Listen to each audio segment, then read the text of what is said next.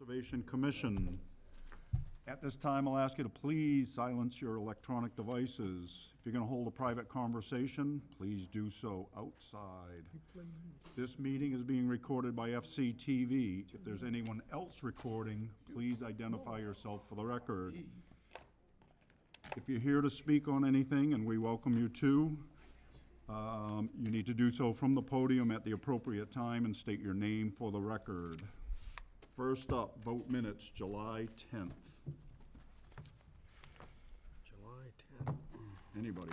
Mr. Chairman, I reviewed the minutes and I found them to be an accurate recording of the meeting. I move approval. Second. Courtney, can I see your Right. July 10th minutes for a minute? We have a motion and a second. All those in favor say aye. Aye. Opposed? July 17th, minutes. Mr. Chairman, I reviewed the minutes and I believe them to be an accurate repetition of the meeting. Second. Okay, we have a motion and a second. All those in favor say aye. Aye. Opposed? March 27th, going back in time, minutes. Mr. Chairman, I just recently finished the review of those minutes and found them to be accurate. And Hope you I had would enough move time to do approval. I did, I was shared by We have a the, motion and a I second. read them Second. too, and I'll We have a second that. motion and a second. All those in favor say aye. they're right here. Opposed? Oh, it's- I'll abstain because I wasn't here then. One abstention. Steve wasn't here. Rossel. Troublemaker. Request for continuance under notice of intent. Anthony Newman Senior, trustee, 45 Childs River Road, East Falmouth, Mass., for permission to install a new pool, apron, fence, and all associated clearing, excavating, grading, filling, and landscaping.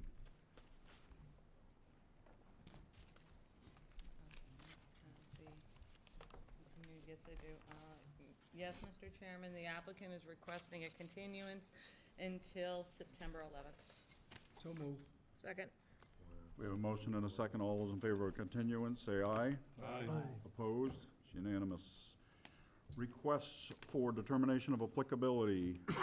First up, Richard and Patricia Torre, 57 Cape Codder Road, West Falmouth, Mass., for after-the-fact permission to install a water service to the dwelling and rebuild a section of stone wall.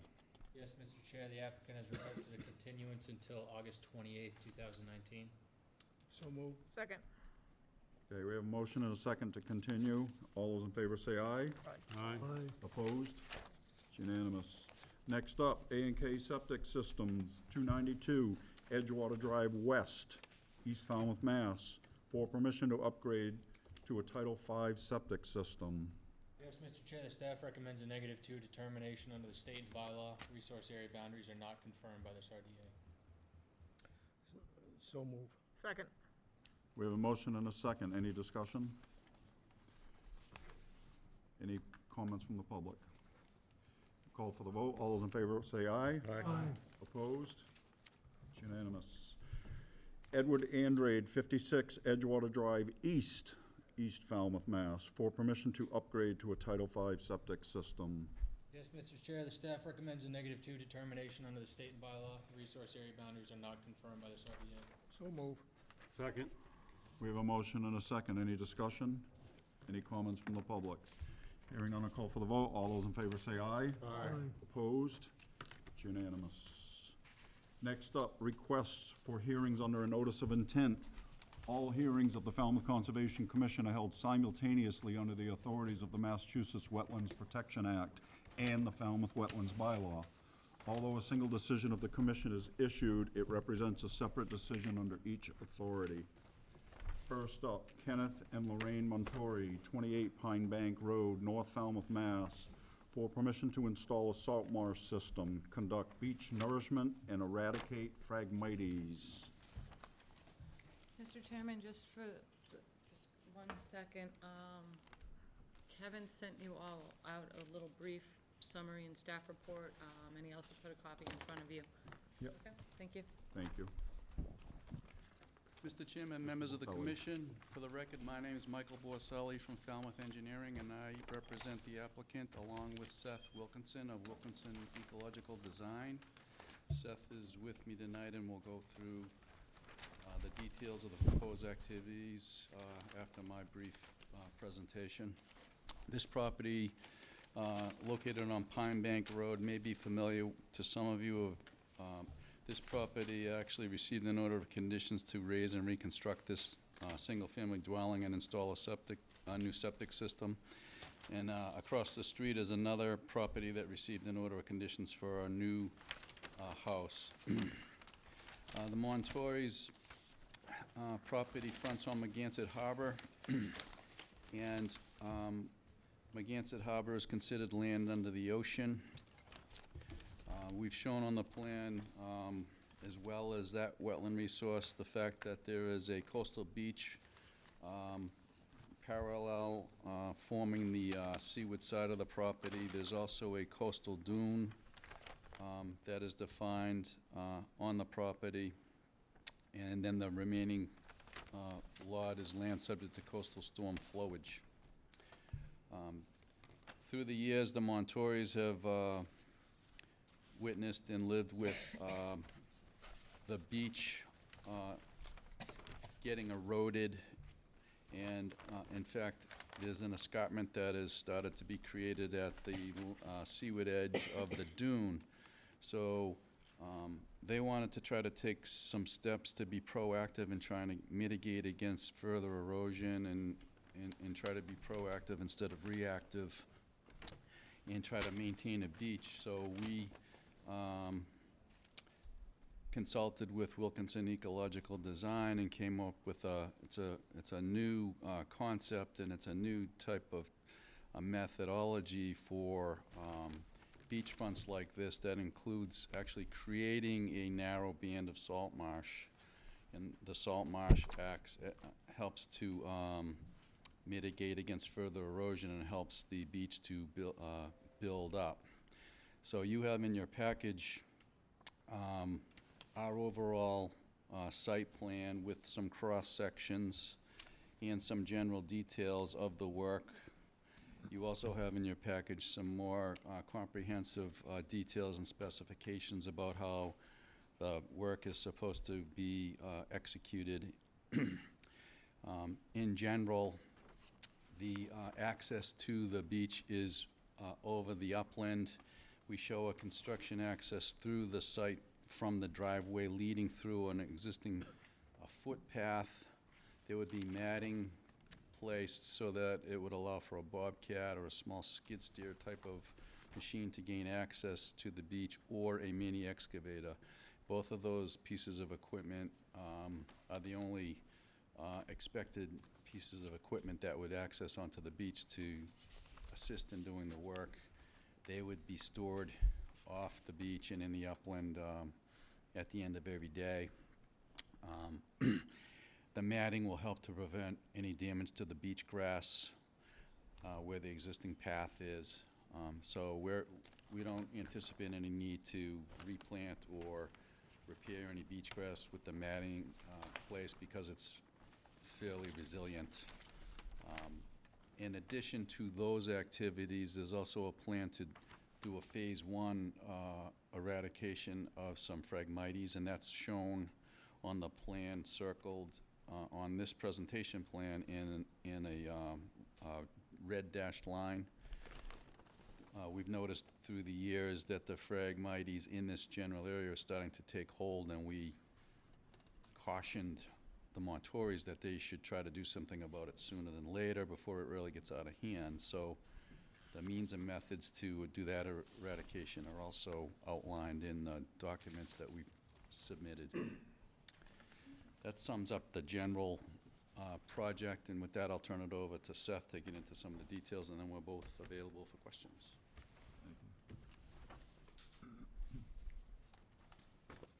Thank you, Mike. Actually, I really like your site plan. I might leave that up unless the commission would rather see. Okay, thanks. You colored it up nicely. Happy to put I've got mine on a thumb drive, happy to put it up if you'd like to see the digital overlay with the aerial, if you find that helpful. That you received that in your packet. If I may, Mr. Chairman, I'd like to give you just a little more background, because I'm anticipating this is probably the first reinforced salt marsh project you've seen. By my count, it's the 5th or 6th application that we've made of this technique. And it was actually based on a initial project in Chatham, which had a bit of a history, and we resolved it with Jim Mahala at the Southeast District Office of DEP, and I have to give him credit for this design as much as myself. We came up with it together, and essentially, it's a Massachusetts version of the Mid-Atlantic living shoreline concept, which some of you may be familiar with. They essentially build a rock sill on the seaward edge and then plant a salt marsh behind it. I think all would agree that in Massachusetts that would be considered a coastal engineering structure because it has a revetment, even though it's very low, small revetment, and neither Jim nor I really wanted to promote that in Massachusetts. So we sort of threw that out and said, how can we develop a salt marsh which will hold up in areas with higher erosion rates? I was surprised to see the CZM coastal shoreline data, shoreline change data on this, which is as high as 2 feet per year in this, what you would assume is a fairly protected area. You get a lot of scour, a lot of water moving in and out of Megansett Harbor. And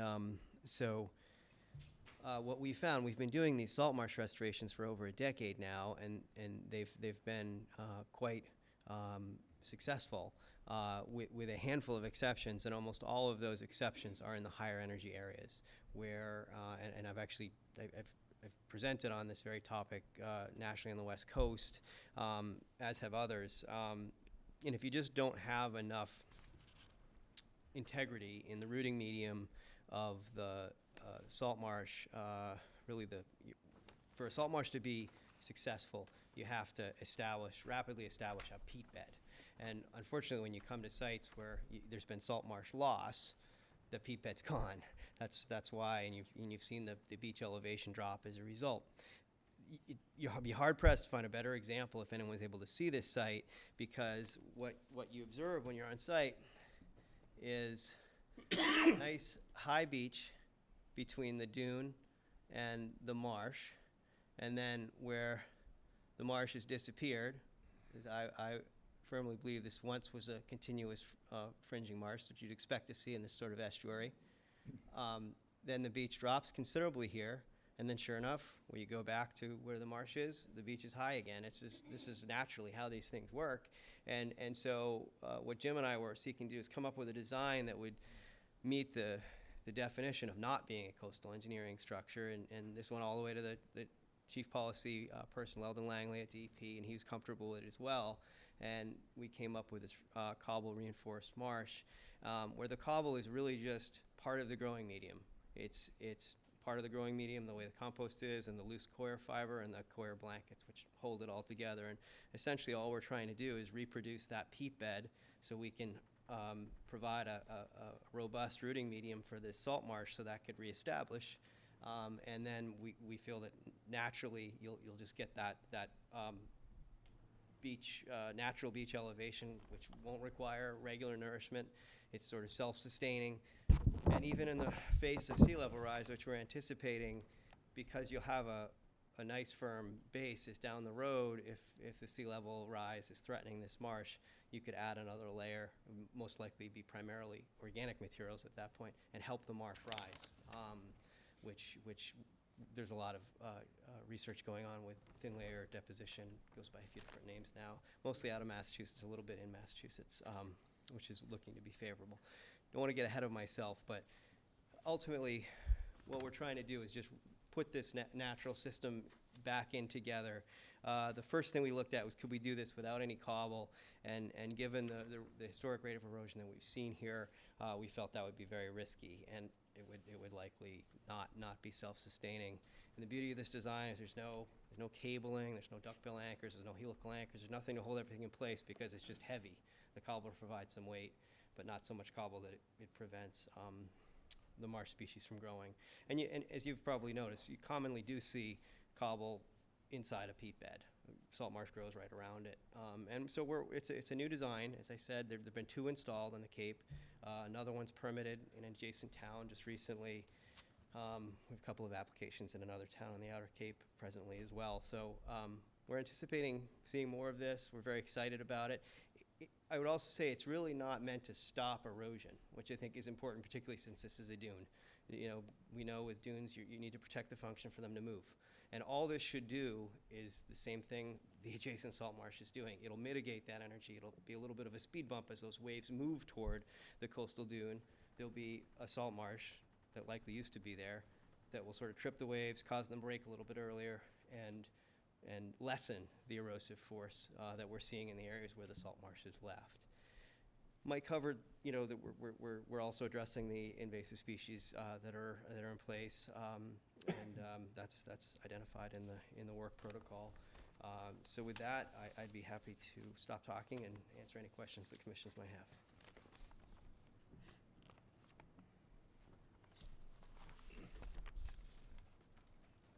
Yes, a couple of questions. When was the one in Chatham installed or permitted? First one, when was it? It was permitted in 18. I don't know the exact month. I would guess around No, that's fine. July. Yep. And it was installed in August. And so it's coming up on its first birthday. Second one in Chatham was just installed about a month ago. The second one, so you have 2 in Chatham 2 in Chatham. Right. and 1 in the adjacent town, which I know where it is, so. Okay, yeah, in the canal. that one. And Yeah. when That's was that one permitted? That was permitted last month, I believe. Oh, really? Okay. Yeah, or Excellent. does July count as last month? Today's the last day of July. I think it was closed in July, and we expect to install that in the next couple weeks. Oh, excellent. Okay.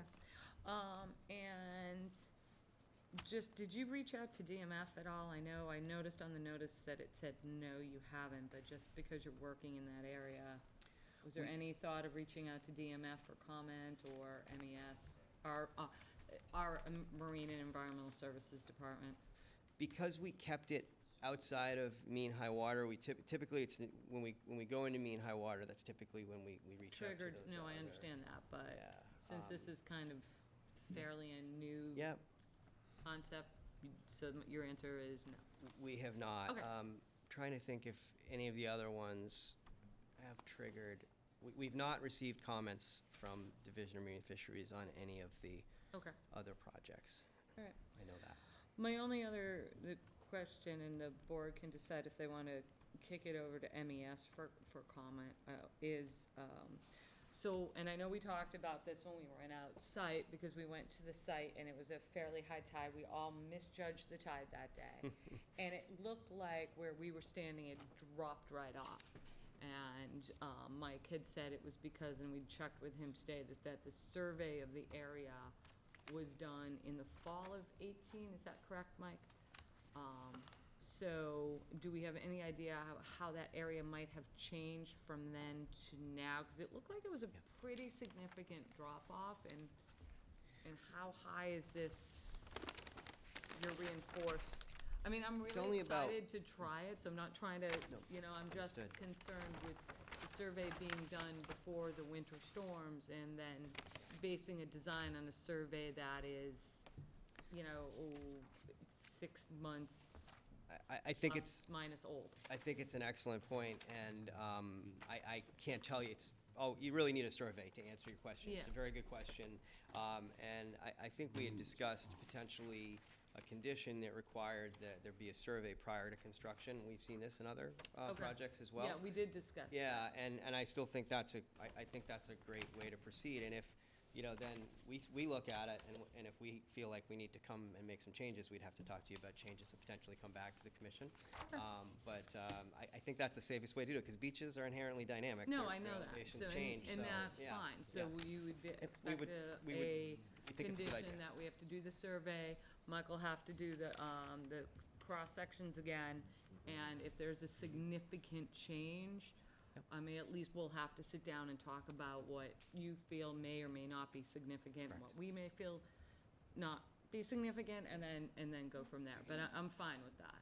I think that's also very helpful to start as sort of a baseline data set for when you're coming back for a certificate of compliance. I think it'd be very interesting for the commission as well as us to see how the sites responded, not just, on either side of the marsh, seaward, landward. Yeah. It's a very horizontal approach, so it really can't be any wave reflection with this very shallow slope angle. But are we accreting as much sand as we think behind it? May or may not.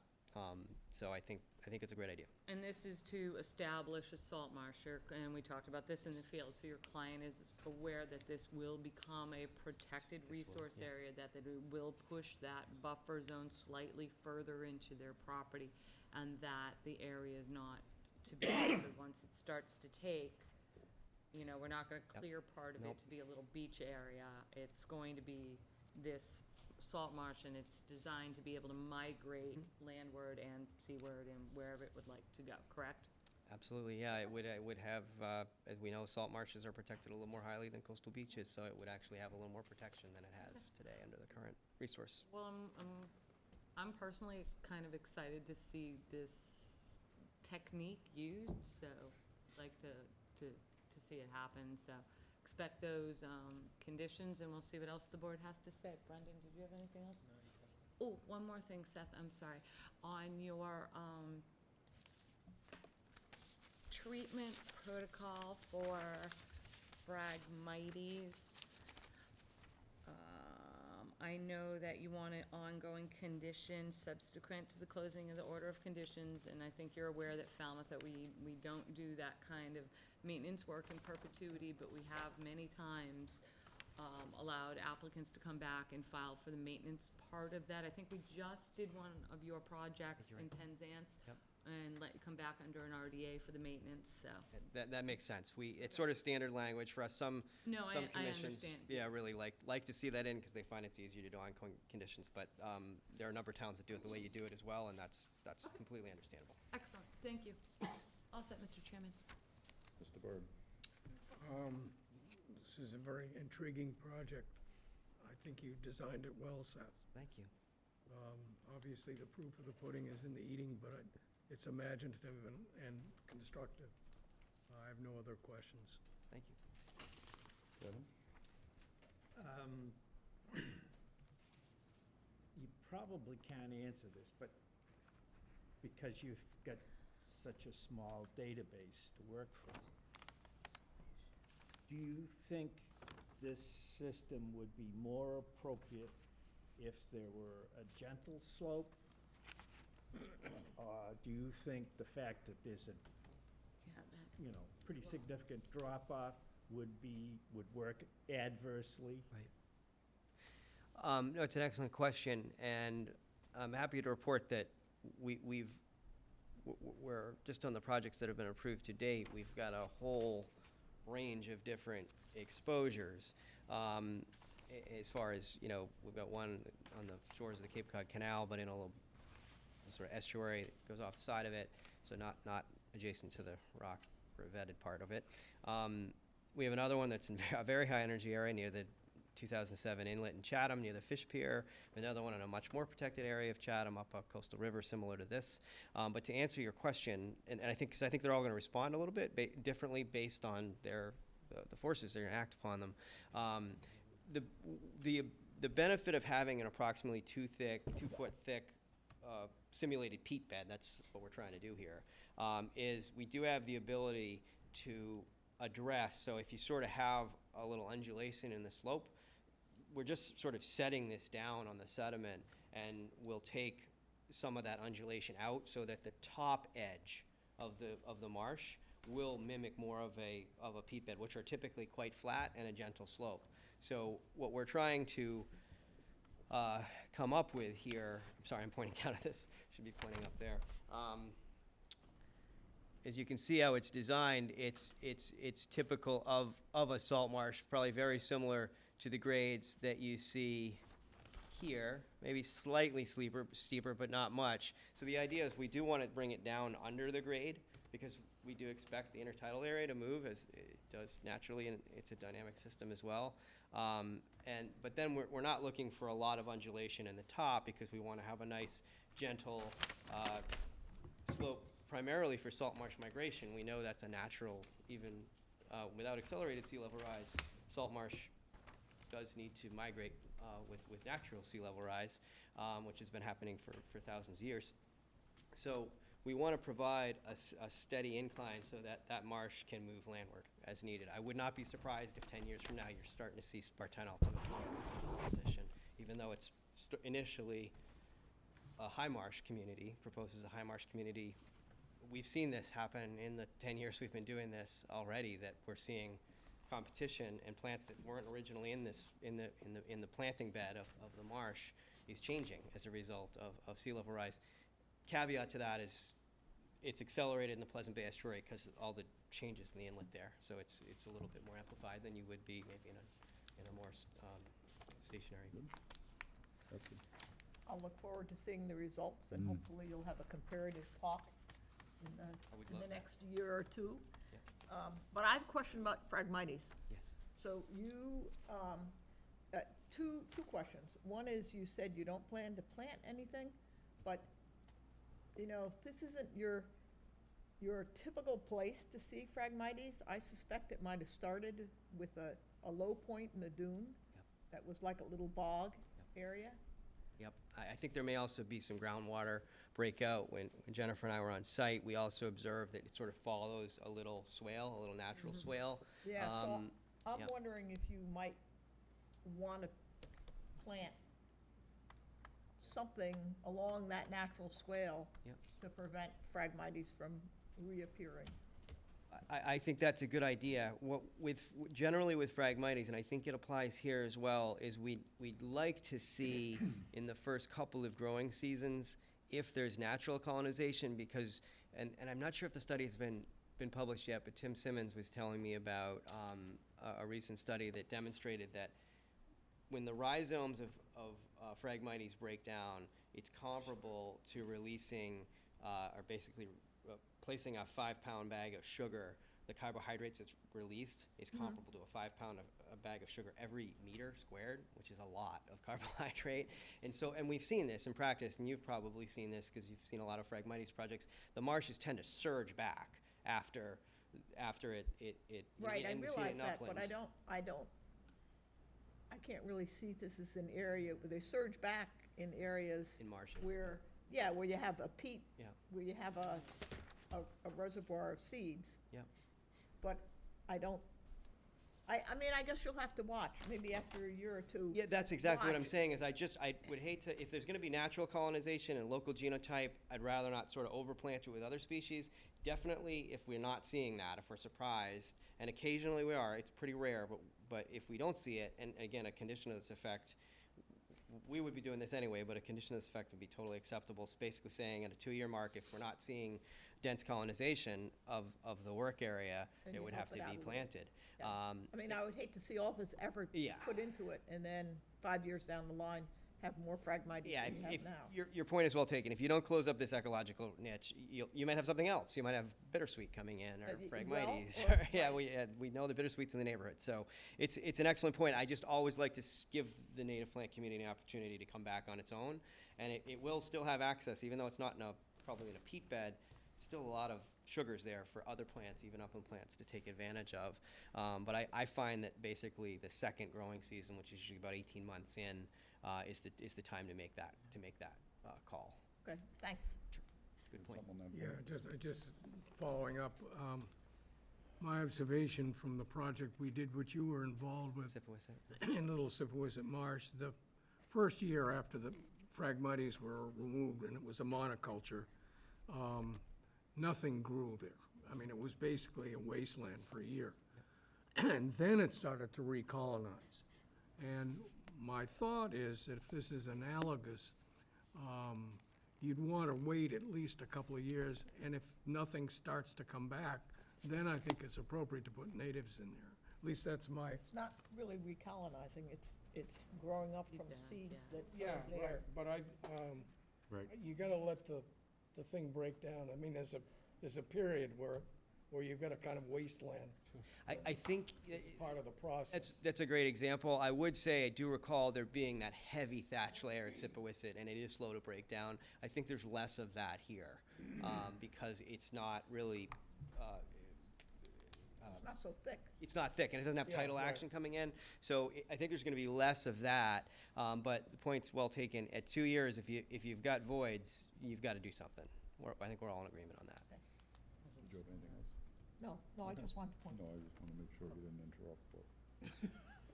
Russ? I'm good with this. This is a good project. Steve? Great. It is, yeah, and it's written in a way that anybody could understand what you were trying to do, and I really appreciate that. And I must comment on the title changes that have occurred in this, what would you call this, entry into the harbor. That really unbelievable distances that this has, the coastal area has It's remarkable. changed Yeah, it's on remarkable. both sides. Yeah. The water really moves rapidly there. I mean, I I'm visited sorry, the Mr. island Chairman. On the other side. Mr. Chairman, I have the floor. Betsy, they're teasing you. I'm just gonna ignore him. Yeah, I think you should. Moving on.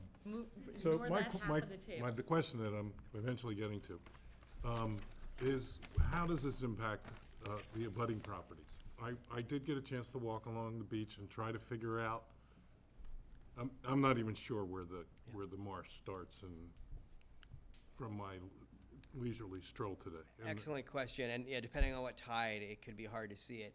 So, if sea level rise were not a factor, I'd love to just run this from here to here. There's also regulatory factors that make that particularly more complicated. And in practice, we've tried to do that, and an established salt marsh growing in peat is so much more resilient to the longer inundation periods that a salt marsh would encounter in that area, that new plantings just die. They don't tolerate. Some of my earliest mistakes in salt marsh restoration over a decade ago, we planted right at the same elevation. So we need to come landward, and so the area that is proposed landward, but essentially in between the two, these are existing marsh, fringe marsh remnants, I would characterize those as. They're jeopardized. And so they, essentially, those we would expect to move right into. That's when I was talking about seeing Spartina alterniflora over time. I think this is exactly where that Spartina alterniflora is going to move into, and those will link up. But just like these marshes aren't impacting adjacent areas whatsoever, other than possibly helping them, because we do know that fringe marshes mitigate storm energy, I can't think of any negative, because we're purely just trying to mimic the natural salt marsh here, and it's low profile. There's no real angle to it, so you can't have wave reflection. I was thinking more to the westerly end. Yeah, to this end, I really don't see anything, because you've already got a marsh there. It's just a little further seaward, and over time, this will, provided the seas don't rise too quickly, will move this way, and they're just going to blend together. Great. Yeah. Can't wait to see it. Thank you. Thank you. Yes, sir. Peter? Thanks for the innovative solution. I'm pleased that you have chosen Falmouth for some of the initial installations. I have a question for staff. With the herbicides for the Phragmites, could you, just for the audience, review some of the regulations for town-owned land, private property, and people just putting the herbicides on without any discussion? 2 lots. For instance, Are you this- talking about the town-wide moratorium on the use of glyphosate on town-owned land? Yes. Okay, so there is a town-wide moratorium for 1 year on the use of glyphosate, a form of Roundup. It does not apply to private property. It only applies to town-owned property, and that is giving the Board of Health a opportunity to review some of the concerns that have been raised to the Board of Health by various groups on Cape Cod. So with private property. Private property, they do need to apply the herbicide with a licensed herbicide applicator. It has to be a licensed herbicide applicator. Okay, Okay? thank you. No problem. Mark? Well, I think you picked a good site. Thank you. Looks like pretty low energy, very gentle sloping beach. It's gotta work. And those big cobbles to hold things together when the core goes away, I mean, I think it's gotta work, so that's good. I'm especially happy to see attacking that little stand of Phragmites, because it's sort of an isolated stand, and you can wipe the whole thing out and just be done with it. I think that's great, so I'm happy with both phases of this project. Thank you. Good. That's all. Is there a recommended time of year for a project like this? We really like to install these communities during the growing season. You can segment them, and basically, you could build basically the simulated peat bed in the dormant season, then plant the following spring. But especially in a somewhat protected area, I think the erosion here comes in the form of like death by 1,000 cuts every, the tide running in and out every day, and it's less episodic than a higher energy, more exposed area. So we would be comfortable actually planting this in September, which is what we did we built in August and planted in September with the very first one, and it's looking really, really nice this summer. So that's ideal, is to do it all at once. Thank you. Probably So just- when would you do your survey, Seth? So we'd probably do the survey in August and August. then try to construct right after Labor Day. Like, right after Labor Day. 5th. Mike, I don't know if this is relevant, and if you addressed it, I apologize, but these are two separate lots. But they're merged, they're owned by the same person, ownership, Okay. and they were both, noted on the form as the applicant. Okay. I mean, I see you have it under the 36A, but I just wanted to ask. Thank you. The butters were notified in accordance with that, the certified butters list is the same. Okay. Okay. I'm gonna have to vote it next week. Anything else from the board? I need a motion first. I'll make a motion to close the hearing and take it under advisement. Hold on, I don't think we can close it, right? We don't have a DEP number. Or do we, and it's not in the file? Well, we don't have it.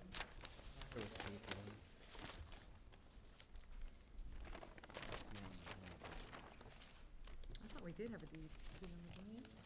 It's not here. It might not be in the file, but I'm pretty sure we have a DEP number. Hang on. I think it's 25-4484. I was just citing that DEP number today, but for a completely different reason, and didn't even look at what project it was, but I remember saying over and over, 24484. Do you have a copy of that, Mike?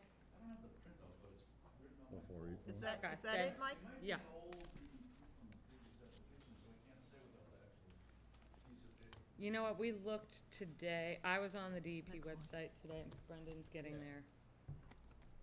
He'll get there in about 2 The next one is seconds. 4481, the next hearing. So you're probably 4484.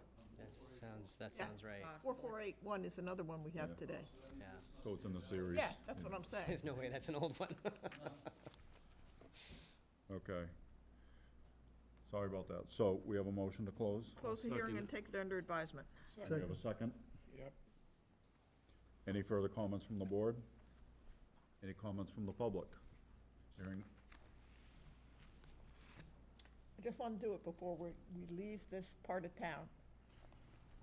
I was delighted to see that wall that was put in with the terracing and all the vegetation. It looks like it's actually holding up. oh, yeah. Yes, That was Looks really amazing. nice. yes. The nursing home? Yeah. Yeah, it's beautiful. Were you on when we had that? No. I think you might have got it. Okay, focusing on this hearing. All those in favor say aye. Aye. Opposed? It's unanimous. Thank you, Yeah, gentlemen. I was trying to find something. I can't find that. I've just given up. In this part of town. Might have been this house here. Yeah. It was just a little cottage Maybe set not, up on maybe the not. dune What is there. that? Moving on. Kevin and Kara Connors, 59 Waterside Drive, North Falmouth, Mass., for permission to raise, R-A-Z-E, and rebuild existing structure with attached garage, driveway, decks, patio, Title V septic system, and all associated excavating, grading, and landscaping. You You're all up, set, sir. sir? Yep. Do you need help? No? Nope, I got it. Okay. He's an expert, look at that. I can click. My name is Matt Farrell from J.M. O'Reilly and Associates, for the record, representing Kevin and Kira Connors. Our site is served by an existing single-family dwelling, approximately 18,500 square feet of land, and a pre-95 Title V sewage system. Wetland resources on, adjacent to the property, are land subject to coastal storm flowage by the AE zone, elevation 14, and a non-eroding coastal bank. The buffers have been set as Zone A, 25-foot no disturb zone, and Zone B, 100 feet from the bank. The proposal is to demolish and remove the existing dwelling and septic. The new dwelling, decks, and patios be slightly less disturbance in the 100-foot buffer zone than what exists, approximately 26 square feet less. No disturbances are proposed in the 25-foot buffer. And with that, I'm gonna keep it simple and open up to the commission for questions.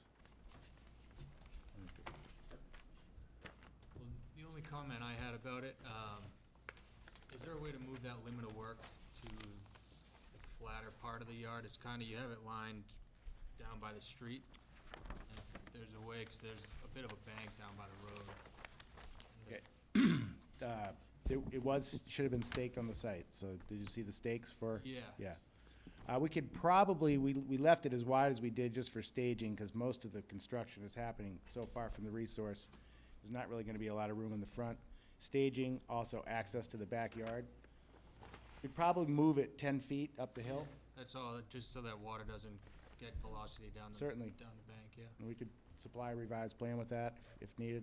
And, that's the only comment I had, really. I've said, I believe you brought this about last summer to talk with me about it. It was not me. I'm sorry, Jim Haggerty from Reach Yes, Builders. Right. So I've seen it before, and I'm good with it. They've shifted a few things around to make it a decrease in square footage, so. Anything else? Mark? I have no comments. Peter? No questions. No comment. I'm good. Betsy? Oh, thank you. You passed the Fine, Betsy thank you. test. All right. You might be disappointed. You wanna talk some more? Oh, no, I'm good. How about them Red Sox? I'll move to close the hearing and Don't take it walk under past the advisement. sale. Second. We have a motion and a second. Any further discussion? Are you good? Sorry. Any further discussion from the board? Any comments from the public? Hearing none, we'll call for the vote. All those in favor of closing the hearing, say aye. Aye. Opposed? It's unanimous. Thank you. Thank you very much. Let you know, sir, this board does not vote orders of conditions the same night they hear a project, so they will deliberate Okay. next week, Yep. and they will issue it. All right, Okay? thank you. Next up, Scott and Nyla Lutz, 109 Madeline Road, East Falmouth, Mass., for permission to raise, R-A-Z-E, and rebuild the existing structure to include upgraded Title V septic system, new driveway, rebuild the dock, mitigation plantings, invasive species management, and all associated clearing, excavated grading, and landscaping. Mr. Tavaz, you're up.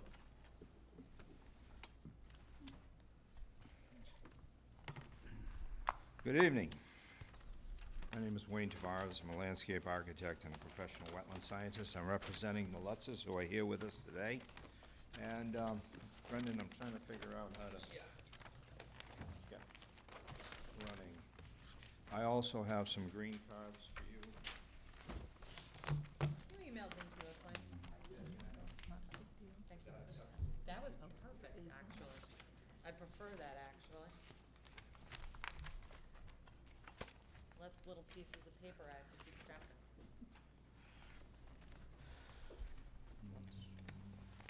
Thank you. Don't let Oh, I'm trying to get the color. Oh, I just more all the time. So I'll just use it, now I can figure it out. Great. Thank you very much. We have a project here similar to the one that just passed. There's a few things that are involved in this. So I've broken this down and put it in color, and I'd like to approach this from right to left. We want to do a septic system, that's part A. Part B, we want to raise and rebuild the house. And part 3 is we want to do a dock that has been licensed with an interim license number 4273. And while I'm with the numbers, we also have a DEP number on this, 4483, your SE 25-4483 for this project. So, starting from right to left, I think it's probably the easiest way to approach this project. Out in the back, we have two big hollies and the old cesspools, which are above the retaining walls on your file. And its own mitigation really is to move it in the only place we possibly can. Be it Board of Health rules, talk about separation from a house. We have a catch basin in the street. We have to keep 15 feet, 20 feet away from the catch basin. So we have to reverse the entire location of septic from back to front, which I'm sure would make conservation happy. So we're moving this out. When we did a perk test on this, we recognized that there's groundwater 8.5 feet. So this is going to be an elevated system. It needs two tanks, the typical 1,500-gallon septic tank, pumping to a pump chamber to pump the effluent up. And this cyan area that you see in the lower corner by the two cars are the area to receive the leaching field. So it's as far from the water as possible. I should have explained a couple of things too. My predecessor did a good job explaining the resource areas in this site. You do have a non-eroding coastal bank. You also have a velocity zone shown. You also have a BVW. And 100 feet from the salt marsh is overlapped by 50 feet from the top of the coastal bank. The top of the coastal bank in this particular situation dissolves into a floodplain over by one of the pine trees. So up into this area. Use the mouse as a pointer, just so you know. You can use the mouse as a pointer. There you go.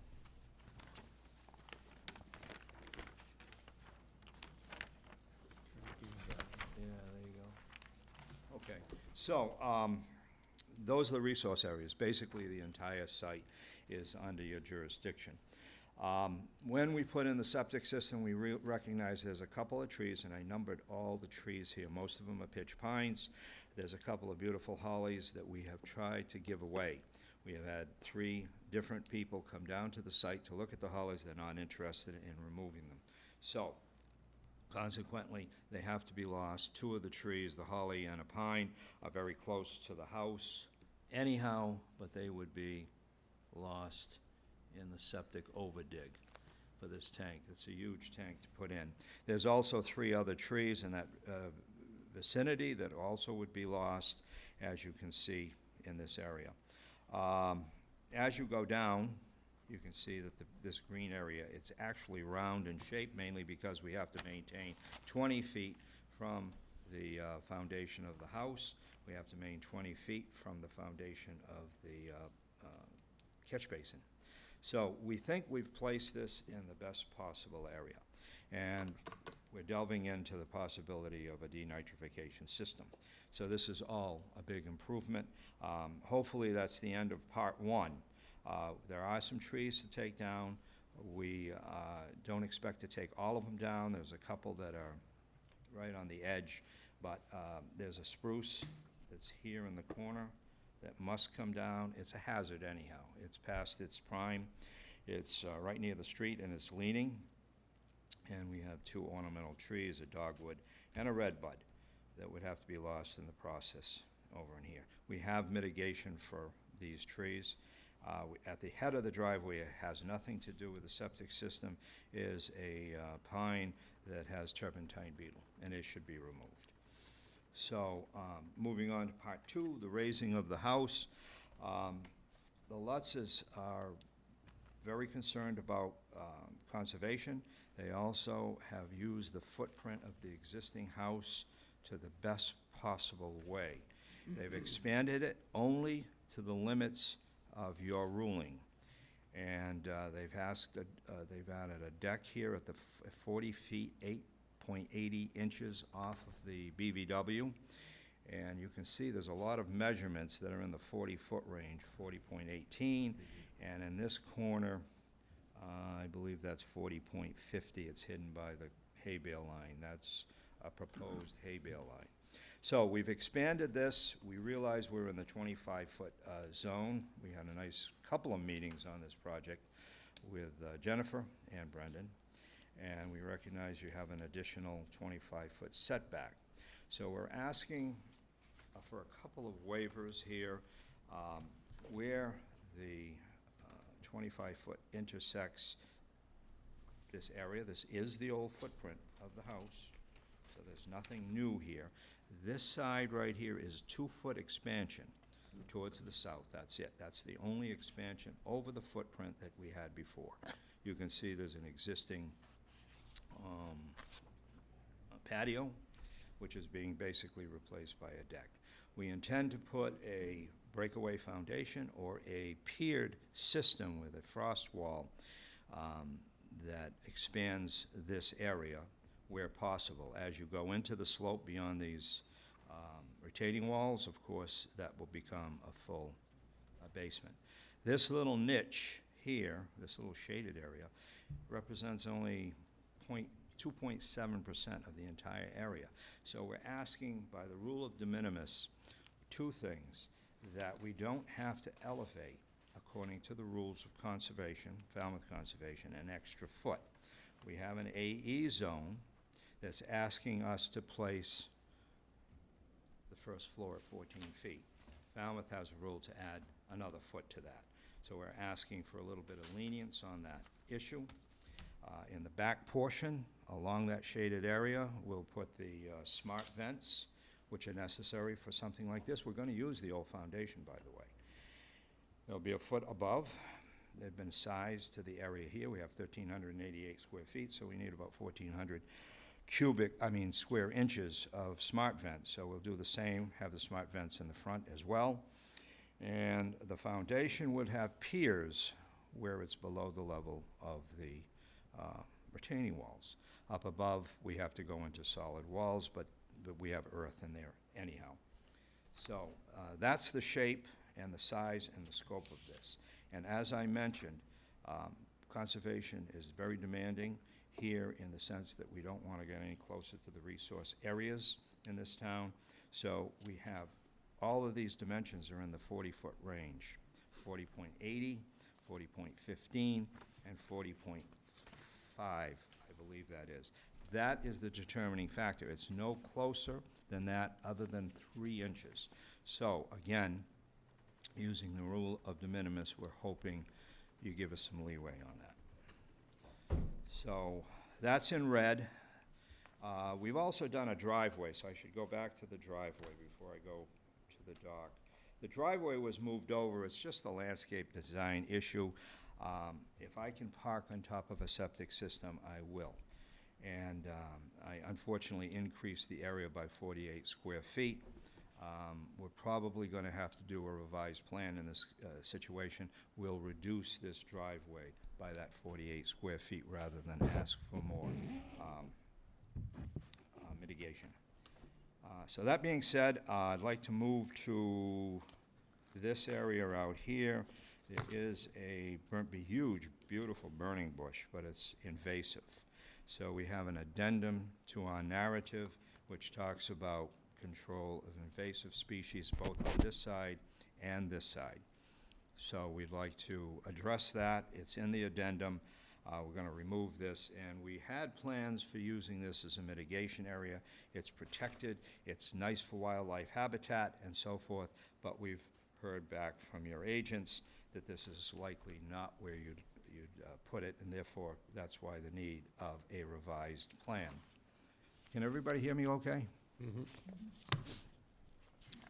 So moving on, we have also a dock in this issue. I had asked the question, posed the question in the beginning.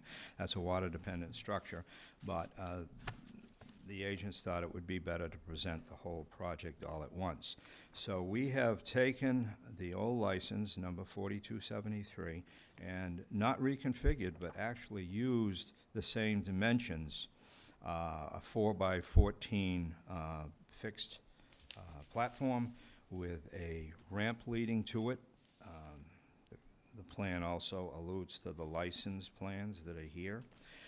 The license addresses that if this dock ever falls apart by more than 50%, it has to be rebuilt according to the new standards.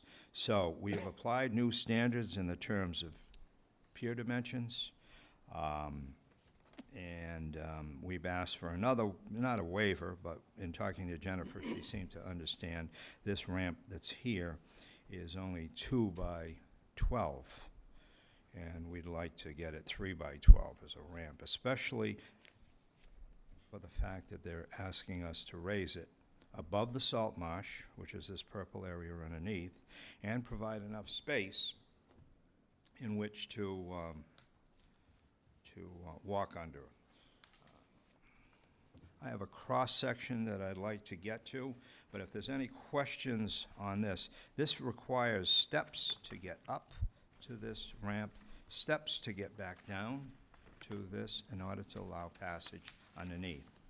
And we have to have this out far enough in order for people to walk under the ramp at this point.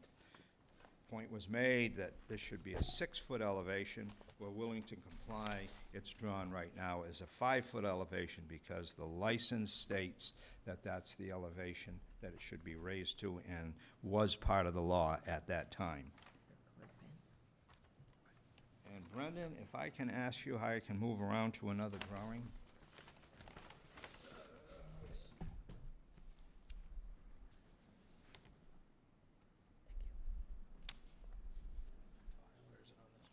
It's on the same one, yeah. I just gotta, let's move to the... Yeah, back there. Yeah, there you go. Okay, yeah, there you go. Yeah, I see it, thank you. Okay, and this is the cross-section. So we've done cross-sections. We're showing the floodplain elevation and the line, and we're showing the dock in cross-section. I show the salt marsh under the dock, and I'm showing a guy banging his head on the bottom of the top of the platform or the ramp going over. This is the exact cross-section that is in the old plan, with the exception that it follows the new standards of being elevated to a height, and whether or not it goes to 6-foot clearance underneath that or the 5-foot that I've shown. Everything here is according to scale. All the items are called out as far as the construction. I've built these before. I usually have people put in the piers. They have to put in the piers. The area is only 4.32 square feet for the piers themselves to go in. There's one set of piers that has to go into the salt marsh, and I'm sure the Conservation Board appreciates the fact of avoiding both the salt marsh and allowing for public access. So I think that's it. All the details for construction is here. If there's any questions, Thank you. I'd be glad to answer. Ben, Brendan? I have a few questions.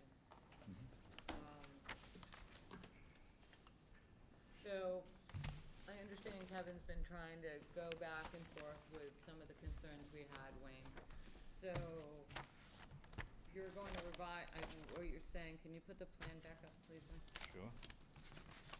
You're gonna revise the driveway so you don't have to mitigate for the additional 42 square feet, correct? 48 square feet, yes. 48 square feet, okay. Exactly. Excellent, because my question was, is that in Zone A or Zone B? It's in Zone A. Okay. Yeah. So we'll need to see a revised plan for that. Sure. And did you also say you were gonna put a revised plan in regarding the mitigation plantings, restoration plantings, and you're gonna put them closer to the Yeah, lawn? yeah, I think I'd like I to, actually think it would really help your client with any potential in future erosion. You have lawn that goes right to this low bank and this little salt marsh. There is a lot of boat traffic up in that area, believe it or not, and, you know, it could increase erosion. So having plants along the salt marsh is going to really help stabilize that bank. Okay? yep, done and done, All right, yes. All right, excellent. yep. Two, I'm gonna start with the dock and move my way landward. The dock, you're going for 8-inch pilings as opposed to the 5-inch pilings that the license called for? Actually, I had 10-inch. The plan calls for 10-inch.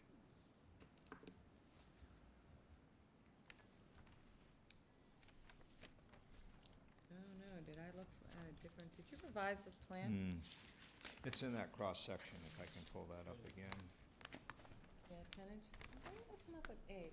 Okay, so the license calls for 5-inch pilings and you're proposing 10-inch?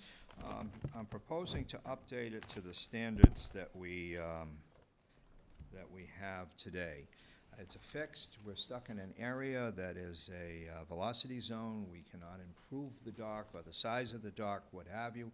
We should be able to maintain the strength of the dock It was for what it really is. interesting when I went out there because of all the discussions I've had with you regarding the dock, you didn't tell us the dock wasn't there. You kind of danced around the fact, because I literally went on the site and went, where's the dock? The remnants are there. Yeah, no, you used the term reset the dock, repair the dock, and all of those terms. When we, oh yeah, you did. It's gotta be in there somewhere. Yeah, well, There we I was go. in there when I went on the site and realized there was no dock. So anyway, the board can take that. Did you send this to DMF? I did. They haven't responded yet. Your notice of intent says you did not I send. did, though. I did because we talked about Eileen Feeney and her input in Okay, so we're something gonna like need that. to wait for Eileen's input. Okay, sure. Okay, so double check, if actually, Betsy, if you can look at those green cards and see if there's one from DMF in there, that would be helpful. Because your notice of intent says you didn't send it, so you may wanna revise that. Yeah, I don't think it's in the green cards either, Oh, but it's sent. I sent it, I may well, not I have sent need it a that way. certified green card that you sent it. I'll Did have you to get- send it again. Is Okay. it SERO?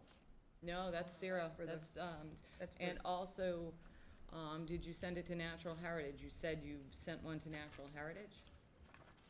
I don't think so.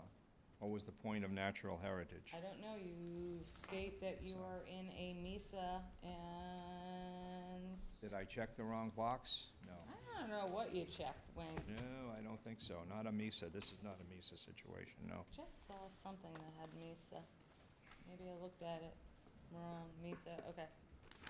No, that's fine, so you need to go back, project is done, I see MISA, I must have looked somewhere else. You need to go back and make sure that you send it to Eileen Feeney and that we get the green card that you sent it, because you do Okay. need to send it certified mail to DMF. Okay. Moving landward, Can I check with her to see if she has received it, and would that be good enough? I need the green card. may Okay.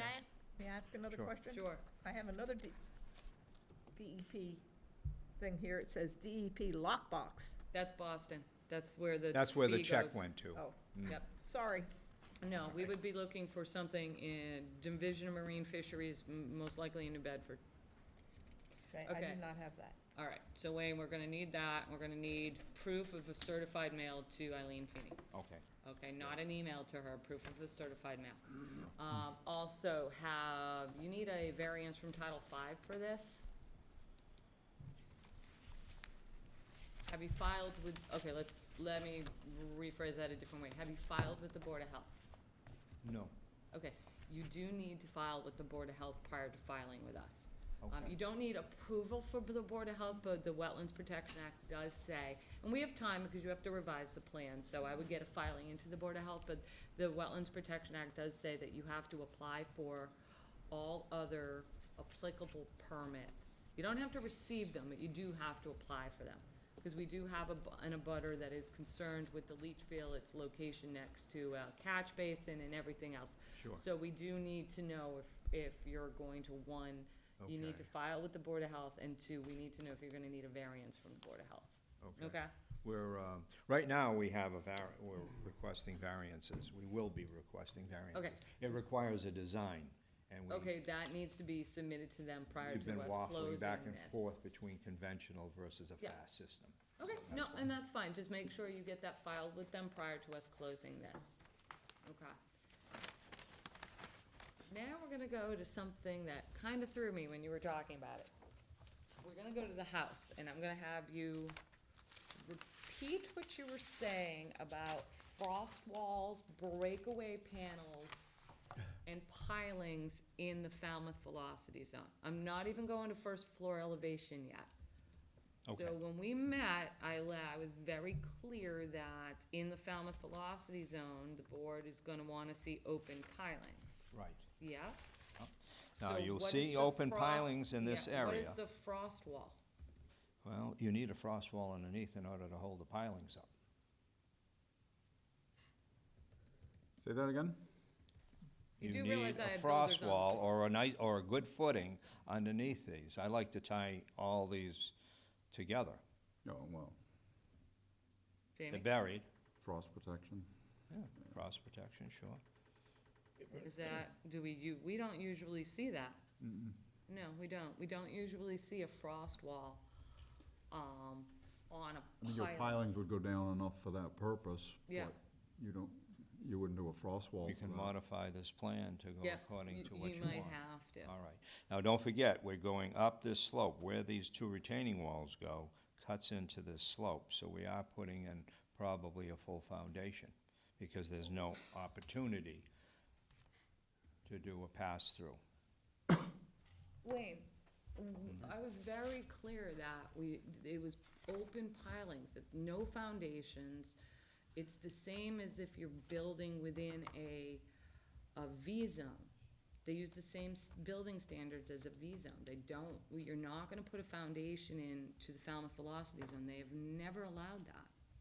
And they've never allowed frost walls. It has always been open pilings. Mm-hmm. Okay? I mean, the board can decide what they wanna do, but I'm gonna caution the board, you do not wanna go down this slippery slope. You've always held your 25-foot setback to almost the same standards as a regular FEMA velocity zone, open pilings. Okay. Now, what did you say about breakaway panels, Wayne? Well, the breakaway panels would obviously be here in the shaded area. Okay, so not along the edge where you have your frost wall? No, of course No, not. okay, No, okay, No, no. all right. No, no, this frost wall is invisible, it's disappearing, but according to the way you've seen them, we'll do these independently, you'll have independent piers, that's Okay, fine, and we don't where have is a your problem. full But at this, foundation going? yeah, but at this point, we have a retaining wall, two retaining walls, a double wall that retains 6 feet. So this part, right in through here, has to be a full foundation in That was order not to support explained this. to Wayne. When we met, you said that the entire deck area was going to be Are they gonna on remove open it or not? pilings. You never told me that you wanted a full foundation in that area. That was never explained to me when we met. Well, Because you see when me shaking my head when you were saying it? No, I That's exactly understand. what I I would have understand. done, Yeah, I sitting understand. across the table from you. we can take, the only trouble is, then we can do this with an open piling system, but you're gonna excavate this entire area, and then you're gonna have to retain it afterwards. Well, you need to figure that one out, Wayne. Unless the Okay. board's gonna allow a full foundation, which I've, you know. Mr. Court, Okay, I know that's what that's. that said,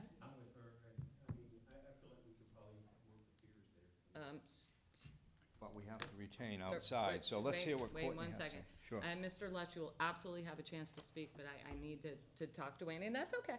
That's okay. Now, moving toward your little shaded area, Yes, breakaway panels? Yeah.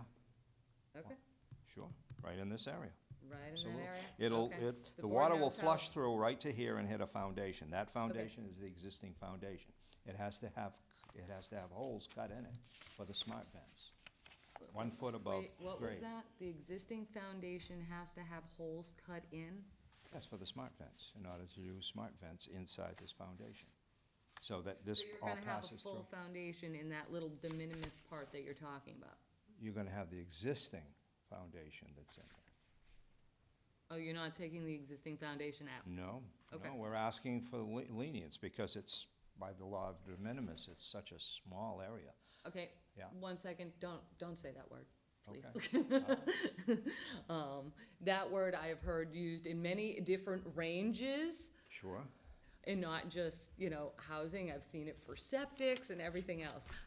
Not a huge fan of that word. Okay, so those are my only concerns. So you'll need to revise the plan to satisfy the staff to kind of do the vegetation along the salt marsh. I really think it's gonna help your client. I was really shocked when I went out there and just saw the lawn, this small little bank in that salt marsh. And trust me, again, the boat traffic that goes through there, I know it's very far up but there are some big boats that access that area. Okay. We'll follow the shoreline and the top of that wall. Yep, that's fine. And we'll have a wavy gravy type of a bed Yeah, I mean, of appropriate size. Yeah, that's fine. And it'll return on both ends. Yeah, that's Similar to what it does now. Sure. It should be, the regulations do say it should be as close to the resource area as possible. So you definitely have room to make that happen. Send your application to DMF certified mail to Eileen, or produce the green card, okay? Sure. That'd be great. One thing, cause she's gonna, how high do you have that? Do you have that 5 feet? I do have it 5 feet, that's what I was saying. Okay, cause DMF is gonna come back, and I think we talked about this, the DMF is gonna come back and want it to be 6. 6 feet. At the Yeah. time the license was issued, it was a 5-foot clearance, now they want 6. It's simple, yes. No, the time the license was issued, the waterways, chapter 91 at DEP wanted 5 feet. Right. They still want 5 feet. Oh. Division of Marine Fisheries Wants would 6 like feet. 6 feet for the protection and health of the salt marsh.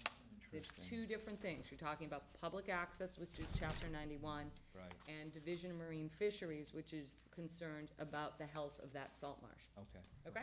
Yep, and we're using through flow. Yeah, Also. great. No, So- that would be required over the marsh. And then you're gonna have to reconfigure the frost wall foundation, and the board can decide if they'll allow the breakaway panels in that small area. And you're going to reduce the size of the driveway to get rid of that 48 square feet. And you're going to, by the time you come back with your revised plan, submit a filing to Board of Health. Correct? Exactly. Awesome. Yep. Okay, I'm done. Yeah, we just talked to the designer of the septic system today. Who's so- designing the system? It'll be Linda. She changed her name. It's okay, no worries, Sure. no worries. Okay, Okay. thank you. I think anything else? I'd like to Mike? hear from the commissioners, though, yeah. Covered all the notes. Okay. That's it. Turn it down. So, One more thing, I'm sorry, Courtney. I know, I'm busy. The board's also gonna have to decide whether or not you're going to allow the 1-foot separation from your velocity zone, or the 2-foot separation as required in your regulations. Your regulations require a 2-foot separation from the first floor elevation from the velocity zone, and that's your regs. Okay, thank you. Try again. so I wanna, so this is a tear down and rebuild, right? You're starting all over again. On Okay, existing foundation. so, in that case, I think I want to see, when you come back in here, an engineered drawing of your foundation with cross-sections that fully complies with our regulations, which means 2 feet elevated, not 1. And I don't wanna see breakaway panels. I wanna see, if you're gonna have any kind of foundation in there, it's gotta be outside of that 25-foot setback. I don't know why this wasn't done before you came in tonight. There's no reason why you shouldn't have done all this. You know, you're taking up our time. Now you're gonna come back again. That's gonna cost your client money. The foundation Your was in problem. it, Courtney. And frankly, but I wanna see a good cross-section. I wanna see something structural. I want it stamped, and I want it to fully comply with our regulations and with the floodplain regulations, the building code, the whole 9 yards. Technically, Courtney, I think it does comply with the building code because. Well, the house- I No, don't care whether it does or not, except that I wanna see it. I understand that. It's this 25-foot setback in our regulations that are, Well, then, were, that are then prompting his these. drawing, his But- structural drawings need to comply not only with the building department, but with our regulations. And if that Okay. means 2 feet above grade, above the, it means 2 feet, not 1. And it means, on piles, you wanna see, I wanna see that frost wall you're talking about. I want a cross-section of it, and particularly how it relates to your finished grade. And I want elevations, existing elevations shown on it. And then we can have a discussion about whether it fits, but don't come back in here with breakaway panels or any of that stuff if it's at all marginal. You know what our regulations require. Propose what he wants. Just do that, okay? Then we'll get through this. Now, I wanna switch to the dock for a minute. So the 2005 area you supplied in your package shows the existence of a dock. At what point did it disappear? The owner who sold this to the Lutzes was 92 years old when he passed away. So I think that was last year? Year before? November, so 18 less 5, 13 years is when that picture was taken before he died. And Right, at that so- age, he probably, my guess is, I didn't know him, he probably didn't have the ability to rebuild. That man took boats in on that ramp that you see on this when he was in his younger days. And simple question, when did this thing get damaged so that it appears as it does now? Somewhere between 2005 and 2018, and I can't tell you. I Do don't you know. have documentation that in 2018 it was in full? I seriously doubt that. No. Huh? Seriously. See if I can get it, Courtney. Yeah, because, you know, there comes a question of, at what point is this really a new project? Well, there's a license on it that's good for 30 years. I'm not worried about the license, I'm worried about, at what point does it become a new project? When something disappears and it's in disrepair, and then a guy comes back and says, well, I wanna repair it, and it's essentially you're rebuilding, you know, that kind of troubles me. Yeah, It sticks in my throat. It states it in the license, if it dissipates So more all I than want- 50%. All I want is some documentation. Okay, it's in your I package. have no other questions. On that. Courtney, I can honestly say that I have personal knowledge that that little dock was there at least in between 2007, no, As in when 2007 to 2009. And it's it was licensed. there then. The dock was there then. I have absolute personal knowledge of that. That's, I know, So- I'm just saying that, you know, so that's, I haven't that's been still out that more way. than 10 years ago. I That's what- understand, I'm that's just what sticks saying in my craw. that I know it was there at least in Oh, yeah. 2009. I mean, we've got the aerial that shows 2005, you're saying it was 2007. Yeah. You know, but at what point does it become a moot point? I understand, I'm just I saying mean, that you I know we have between 2007, we have 9, it was there. regulations about maintaining and, property, you know, that you can cut and so forth. No, I know. But at what point, when somebody ceases to do that, does that right get No, I lost? understand, I'm just, So that's my concern. Taken. Yeah, I'm just saying that. you good? So I wanna see some documentation, that's all. Okay. Kevin, Is that good? It was there in 2015. I'm tempted to say I'm confused. Could you answer one question for me? Sure. In this drawing, the hashed-in area, Breakaway. Here? The red area? The existing No. house? That's the existing. The existing house, the yes. existing house. That's right. You've stated that you're gonna use the existing foundation. Exactly. Is that correct? That's right. Is there an existing foundation that follows this outline? In this outline right here? Yes. There's an existing foundation there, Okay, yes. Can- Yeah. I'm gonna hopefully clarify a little bit. So the new house is gonna include the existing decks. That's right, yes. So that's where the new pilings and/or foundation Here. come in. Just, I don't know if that helped or not. but it's yes, probably that's what I'm proven. trying to figure out. So there's, you this is the wouldn't new house. necessarily have to, you wouldn't necessarily have to put in a new foundation here. Pilings or. You would have to you could put in pilings, right? In here, in this area, yes. Right here, yes. Very good. Yes, Okay, no question. and. Yeah. Great. I don't wanna interrupt. Huh? I already interrupted you once. No. On that note, recent history, we had a house that they wanted to reuse the foundation, and I don't recall if we required an engineer's certificate that it was adequate because of then re-permitting or rehearing it if it proved to be inadequate. We did require that. I know You know what I'm exactly saying? what you're talking Which one, which Foundation looked like it was failing, in fact, in some Yeah, areas.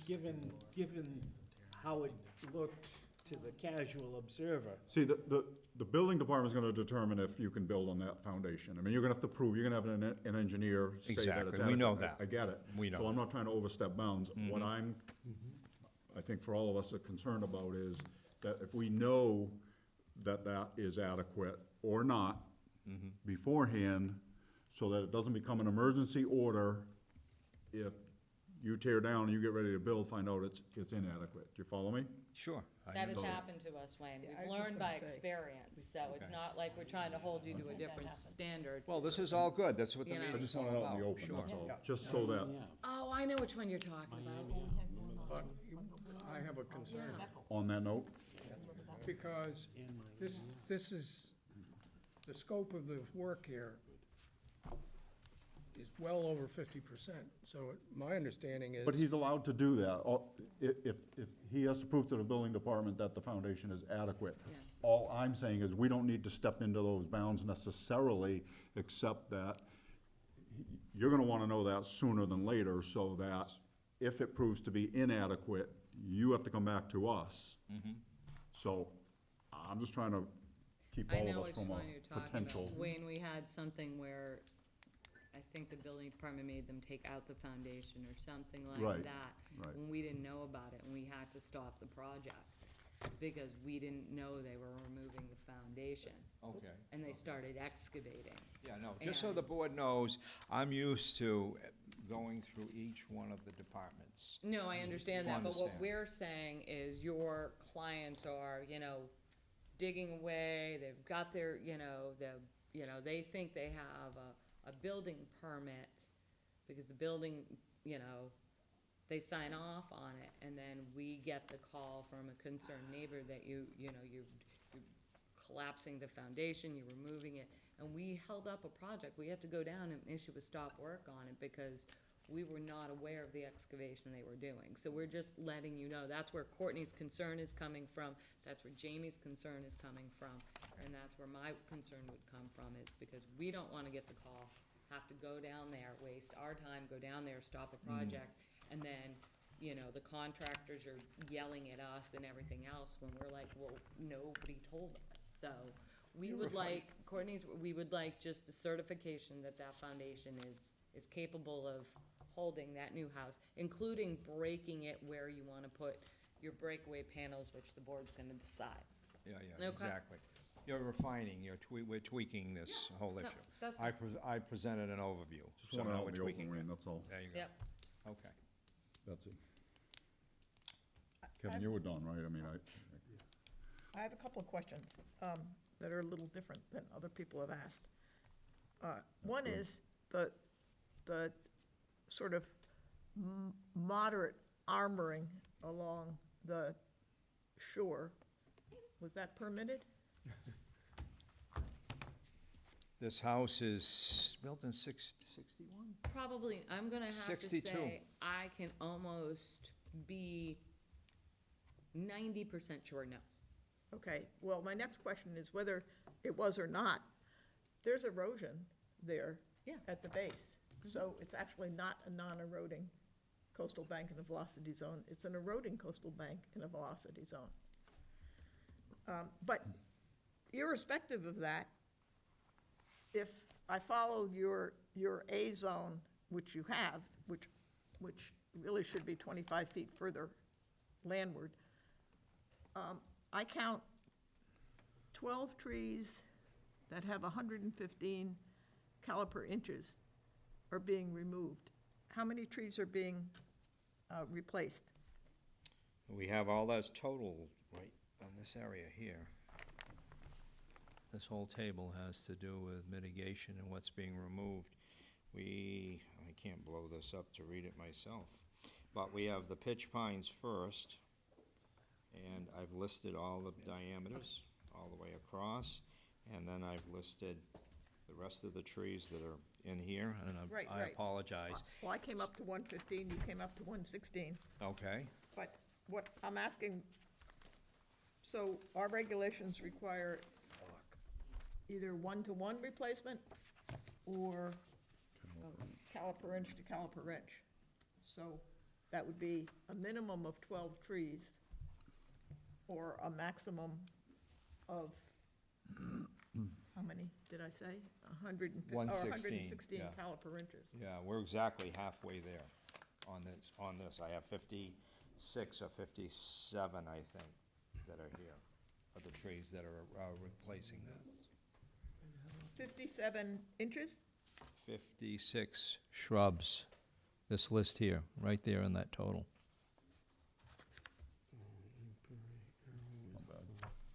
I've listed the trees, the quantity, the spacing, and the type, and I've added them all up right in this area. And forgive me, I got 1,000 square feet given, and if I can get this to work, it'll tell me how many trees. I can't read it at this scale. But it's on your plans. Let me pull my plan out. I can read it better. Sorry about this, folks. So you, Wayne's using more of a shrub layer than a tree layer, Betsy. well, there are a lot of trees that are being removed. I understand that. trees play a different role in terms of, Yeah, 58. I Lots of have substrate. 58 trees, 1,008 square feet given. are all Well, those, they're trees and shrubs, Wayne, they're not all trees. That's right. They're not Yeah. all shrubs And- either, so. Well, what, you call the cornice, your red twig dogwood? Is that a shrub or a tree? That's a shrub. Okay, so you the have only one tree I see tree. is one, One tree, I have the Ilex One opaca, eastern cedar. yes. American holly. Where's, oh, yeah, and you have two, so you have the holly, you have two trees. You have the holly and the cedar, right? Right. Okay. so that's 2 trees. Right, 2 trees. Well, the regulation is tree to tree or caliper inch to caliper inch of trees. So if you're asking us to double the amount of shrubbery if we stay with the shrub layer, is that what you're saying? No, I'm suggesting you put more trees in. Okay. But there's a combination that should run through. In other words, 116 caliper inches would represent, as you said, 12 different inches The shrubs trees. are part of the mitigation planning. Anyway, I mean, they don't count for caliper inches. Not the shrubs, no. The shrubs don't. But mean, he's calling it mitigation, so if you look at what Wayne calls his reconciliation before and after, he's actually, and correct me if I'm wrong, Wayne, you're Sure. actually reducing the impervious surface on site, correct? That's right. So what he's saying, what he's calling Oh, so he mitigations, doesn't have, he he's doesn't, not required to do any mitigation. he's not required to All do right. any mitigation. What Wayne is calling mitigation is the shrub layer, for the removal of the trees. So he's calling them what you, Okay, well, I'm saying I would like more trees, okay? and some of it can be shrub layer, because Yeah, you're and tha- absolutely right And that's that what I told that Wayne when we met with him, area that he should could, be, because of the should be site, they, buffered along the yeah, river. buffer along the river. What's that water body called? Sorry? What's that water body there called? That's Eel River West. Eel River, Oh, okay. yes. And, we don't have a rule of de minimis on this board, just to let you know. I don't know where that came from. Okay. You know, you might present something and say, 2 inches off, and we might say we can live with 2 inches. But you don't come and automatically assume, I didn't, I That's not asked, I'm in that askance much. of that, yeah. It's so close that, you know, and it's your rule, it's your own rule, the 25 extra feet. So it's kind of, it's arbitrary, but it's a well, it's rule. our rule because we would like to help these people in a hurricane. We would prefer their house not to be washed Sure. away We understand. or flooded. And to their credit, they kept it at the very same location where it is. And that line happens to cross 2.7% of the area. That's why I asked. I mean, you know, hopefully that a new tightly built house can deal with a moderate storm, and that's what we would hope you don't get a storm at all. But if you do get a storm, we want you to be able to survive it. Mr. Chairman, may I just jump in when we're talking about shrubs? Wayne, Brendan just brought up a quick thing that I missed. You have, under your plant schedule, existing beach plum at 4 feet relocated from top of bank. Can you point to the plan of where that is? Okay, you got me lost. Say that again? Okay, look at your plant schedule. Yes. Okay, you have shrub area 1 and 2. Underneath that, you have a note about existing beach plum. I see it now. Where is it on the plan?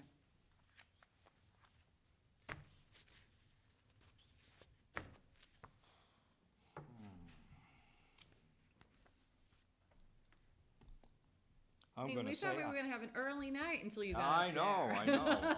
I'm gonna say that's an error, because I have no idea. There's no beach plum that I know of on the site. I've Okay. identified all the other vegetation. I sometimes plagiarize plans, but it's very difficult, so. It could be that was plagiarized from your last plan, I Wayne. have no idea where the Talked existing all about the beach plum. plum.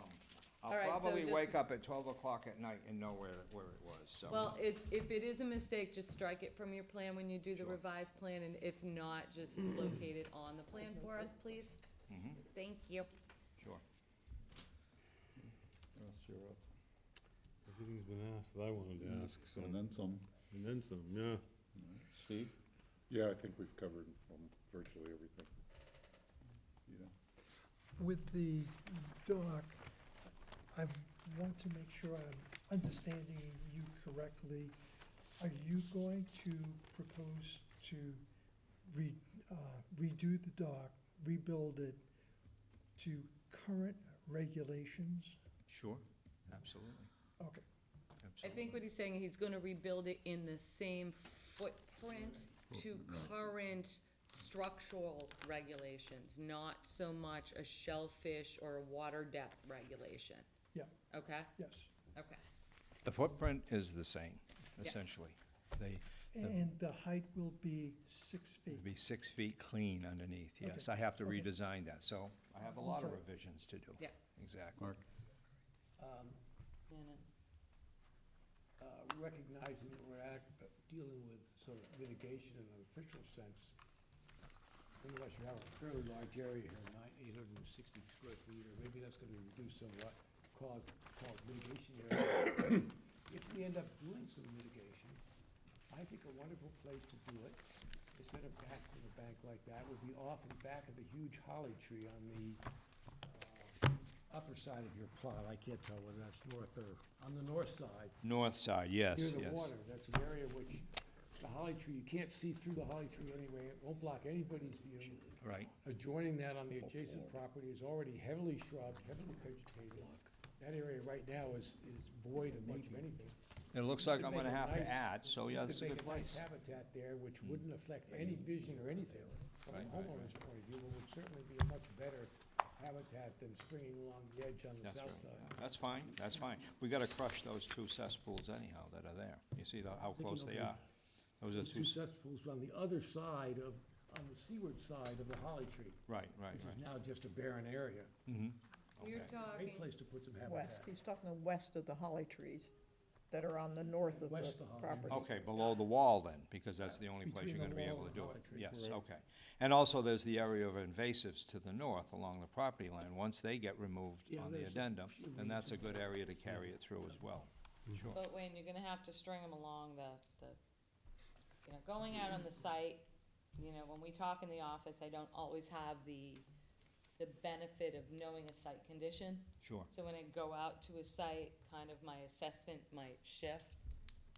And I know you had said in our meeting, you were gonna run them up the side and whatever, I was fine.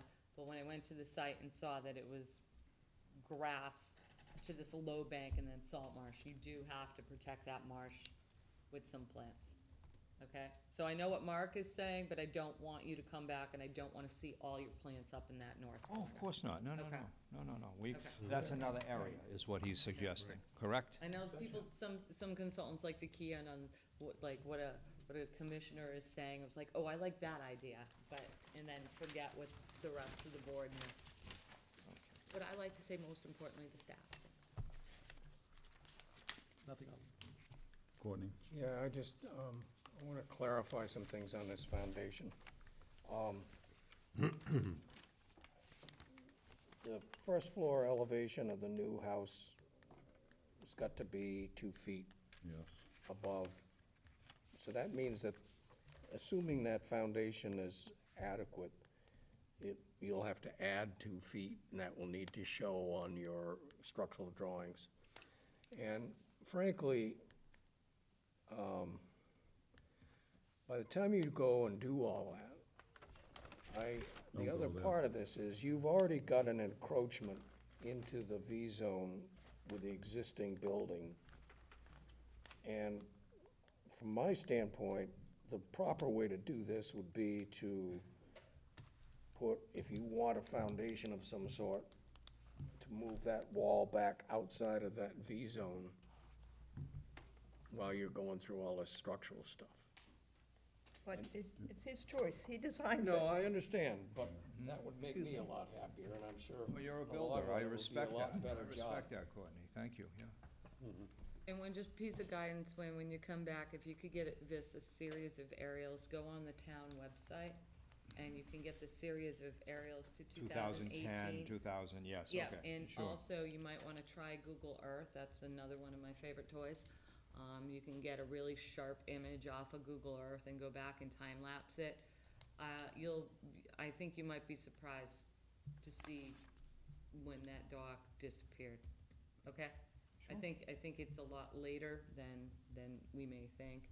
Like I said, I haven't been up that way in a while, or keyed in on that particular dock. I know it was there in 2008, between 2007 and 9. I have But it's personal probably more knowledge. recent. Yeah, but I think if you went to the town aerials, it would help your, case. Sure. Okay? Absolutely. Okay. You may have addressed this, so I'll apologize. The existing cesspool is gonna be pump filled and abandoned. Oh, yeah, Yep. absolutely. And did we discuss the drainage? I know it's potentially irrelevant, so I just, again, want it out there, the road drainage. There is But that- road drainage. We did receive an email from. And it's a public road, so. Yeah, so we did email in, I think, do you remember what Scott said? They were, Yeah, he put in a request for the guys to go out and either clean out the basin or find the end of it, really. And it's, yeah. So as far as whether or not a variance is required from the septic to the catch basin, we're still, that's gonna be part of the filing with the Board of Health. Yeah, okay. Okay, cause I know that was an abutter concern. So the town is aware that there is a drainage issue out there. We did alert the town engineering department, who then alerted, our highway division. It's, all I can say is it's on their list. Yeah, Guys are again, really it's- busy right now. it's Yeah. irrelevant, I don't know, but I just, again, wanted it out there. Super busy right now. Okay, so we're looking at a continuance. Yep, yes. Yes. I don't know unless Wayne can do There's this some in people 5 that minutes. might want to speak in the Yeah. audience, yeah. And just for the people in the audience, the board's going to put a motion on the table. They're going to second it. They're not gonna close it without hearing your comments, so. Well, I'll give them the opportunity, I just wanted to get the. No, I understand, the but some motion people under- think that we're gonna, move on without them, so. Wayne, how long are you going to need to get this to Eileen Feeney, make your revisions, talk to a structural engineer, file with the Board of Health? I'm gonna need more than my usual 2 weeks. Okay, so our schedule, Wayne, just to let you know, oh, wow, okay, more than 2 weeks, so we do have, you won't get anything in by the 14th. We have the 28th of August available, which means everything would have to be in on the 21st, that would only give you 2 weeks. 3 weeks. Yeah. No, yeah, 1, 2, yeah, we'll give you 3 weeks, or the next available one would be September 11th. The sooner the better. Sooner, yes. Can you 28th. file with the Board of Health and get the structural, I think those are your biggest We were very hurdles. close. We've talked to the septic. The structural is gonna be harder. I have a guy that I use all the time, and he's going on vacation in the middle of the month, so I gotta catch him before he leaves. Okay, So so why we don't have why don't potential. we put you on for August 28th? Right, And then if you need additional time, right. just let us know. Sure. And then we can continue you to September 11th or 18th, or however long you might need. How about Sure. that? That sounds good. Okay. So at the request of the applicant, I put a motion to continue this till August 28th. Yay. Second. Okay, so we have a motion and a second. Any further discussion from the board at this time? Any comments from the public?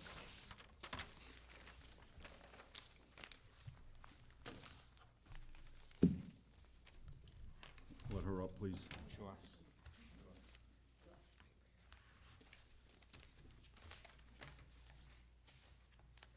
My name's Carla Usalis, and I'm a neighbor across the street, and I also wrote the letter to the board about the flooding.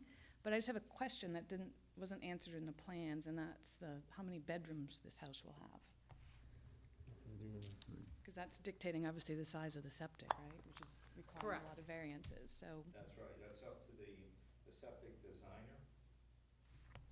Wayne, you have to go to the podium. Oh, sorry. Share. We're gonna share this. So, yes, so it's up to the septic designer, and we're looking to improve the 2 bedrooms if at all possible, and if it's not gonna work, it'll be 2 bedrooms. So, that's what we have right now. Hold on.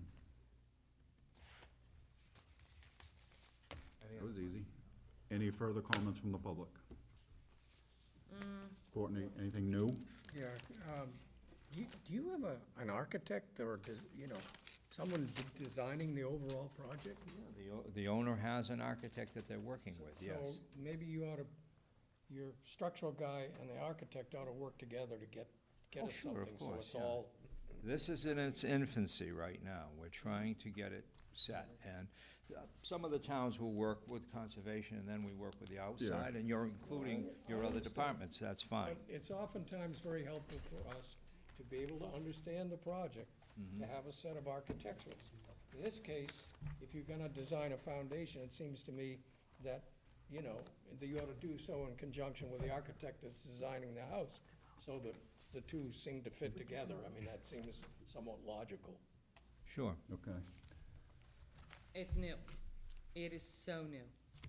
Wayne, Yes. when you're designing the septic, you need to look at 10.30 because you're in Zone A of a salt marsh, you're not gonna be able to increase the size of that septic. Okay. Then the answer is there. Okay, so Isn't it? just when you're designing your septic, please look at the regulations, so we have everything buttoned up on the 28th or sometime Sure, early sure. September, okay? Sure. You just triggered that one, very good question, but that was, okay? So, you're in Zone A of the salt marsh, you're probably not gonna be able to increase the size, the bedroom count. That was new. We have a motion and a second to continue until 8:28. All those in favor say aye. Aye. Opposed? It's unanimous. Thank you for Wayne. your patience. Appreciate it. Next up, continued hearings under a notice of intent. Anna Levitt, 32 Parker Road, East Falmouth, Mass., for permission to construct a new single-family dwelling with a Title V septic system, driveway, retaining walls, utilities, and all associated excavating, grading, and landscaping. This is you, this was last Yeah, week. this one, Jack Lynch Colley presented to us last week. Wanted to close it, we just didn't have the DEP number, but we ended Right. up getting it in, so. So we have that, so. I'll move to close the hearing and take it under advisement. Second. I'm sorry, I was, I move to close it. There's a motion and a just want to second. make sure. Steve's a second. Okay, so we have a motion and a second. Any further discussion from the board? Any comments from the public? Hearing none, I'll call for the vote. All those in favor of closing the hearing, say aye. Aye. Opposed? It is unanimous. Well, I And- like one. Next up, Anthony Newman, Senior Trustee, I'm sorry, well, I'll read it anyway. 45 Charles River Road, East Falmouth, Mass., for permission to install a new pool, apron fence, and all associated clearing, excavating, grading, filling, and landscaping, and that has been continued until 9/11. Next up, Town of Falmouth, care of Chuck Martinson, within Eel River Estuary, East Falmouth, Mass., for permission to obtain permits for 3 growing areas with the intent of allowing Falmouth residents to operate these sites. We were waiting for the DEP number only, and we have received it. You have received. Yes, So we move to close it. yes. I'll move to close the hearing and take it under advisement. Second? Okay, we have a motion and a second. Any further discussion from the board? No. No, thank you. Any discussion from the public? Call for the vote. All those in favor say aye. Aye. Opposed? It's unanimous. All right, other business. Discuss CPC applications. Yes, Mr. Chairman, so, the Concom has been approached to submit 2 CPC applications. One, your staff agreed on. One is going to be, because this board was the applicant back in 2015 for the environmental baseline study for Shiver's Pond and improvements. I believe Ty and Bond came and gave you a presentation back in 2015. A working group has since been established by the town management. I think the working group was established in late summer of last year, early fall. They are moving forward with implementation of some of those public access improvements, which also included some vista pruning along Catherine Lee Bates Road.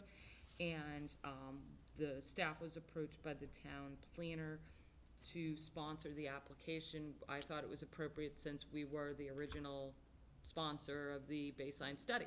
So I think that was a presentation that was given by the working group last week, and I just didn't have the opportunity to inform the board. Then Jessica Erickson of the, Jessica Rittenauer, wow, of the 300 Committee approached us. The Little Pond Conservation Area, that is the one behind the bowling alley, the Cohog Republic, and next to the town housing Spring Bars Road. property.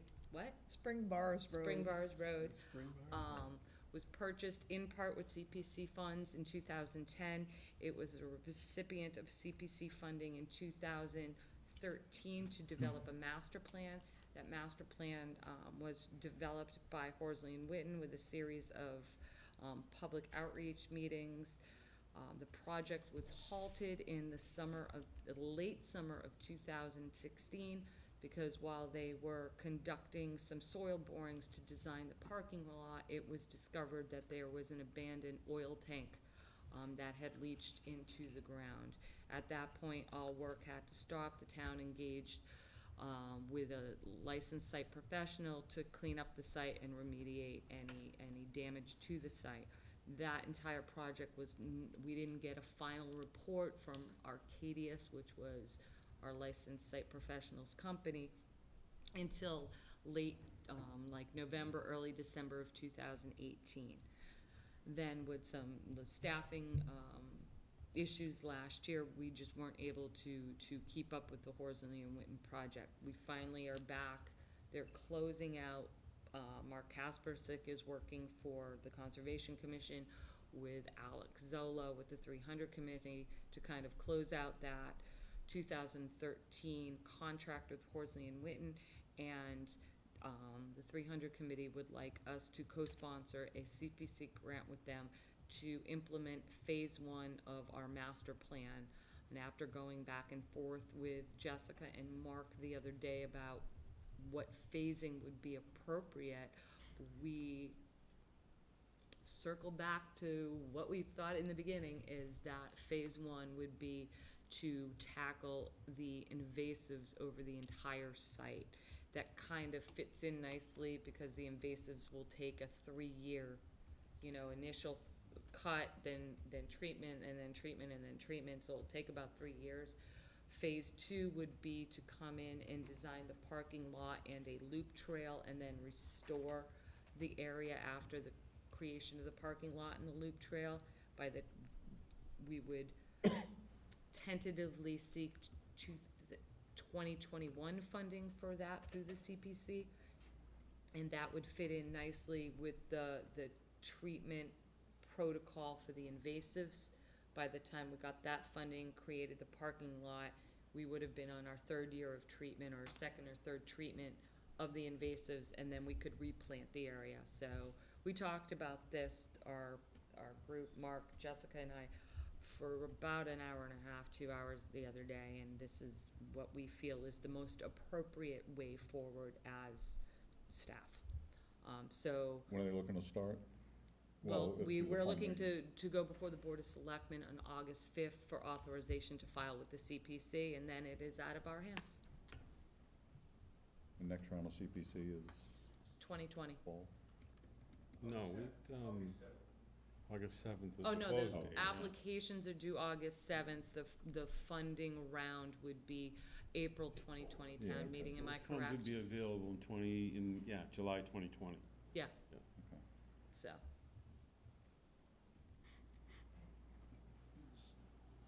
So we need to pick one? no. Oh, No, I- we No. don't now, okay. No. Well, I mean, I have been cautioned that there could be a question of priority since we're going in for 2. That's really what I meant. Yeah, and I think they're just 2 different projects. One is more of a recreation, public access project, and one is more of a restoration, conservation project. So I don't think I think they're 2, they both stand on their merits. They're both, to improve public access to 2 very important parcels in town, but they're approaching it different ways. Yeah. So, I mean, and they're both I got you. building on already CPC-funded elements within both those projects. So, that is how I would present it to the Board of Selectmen.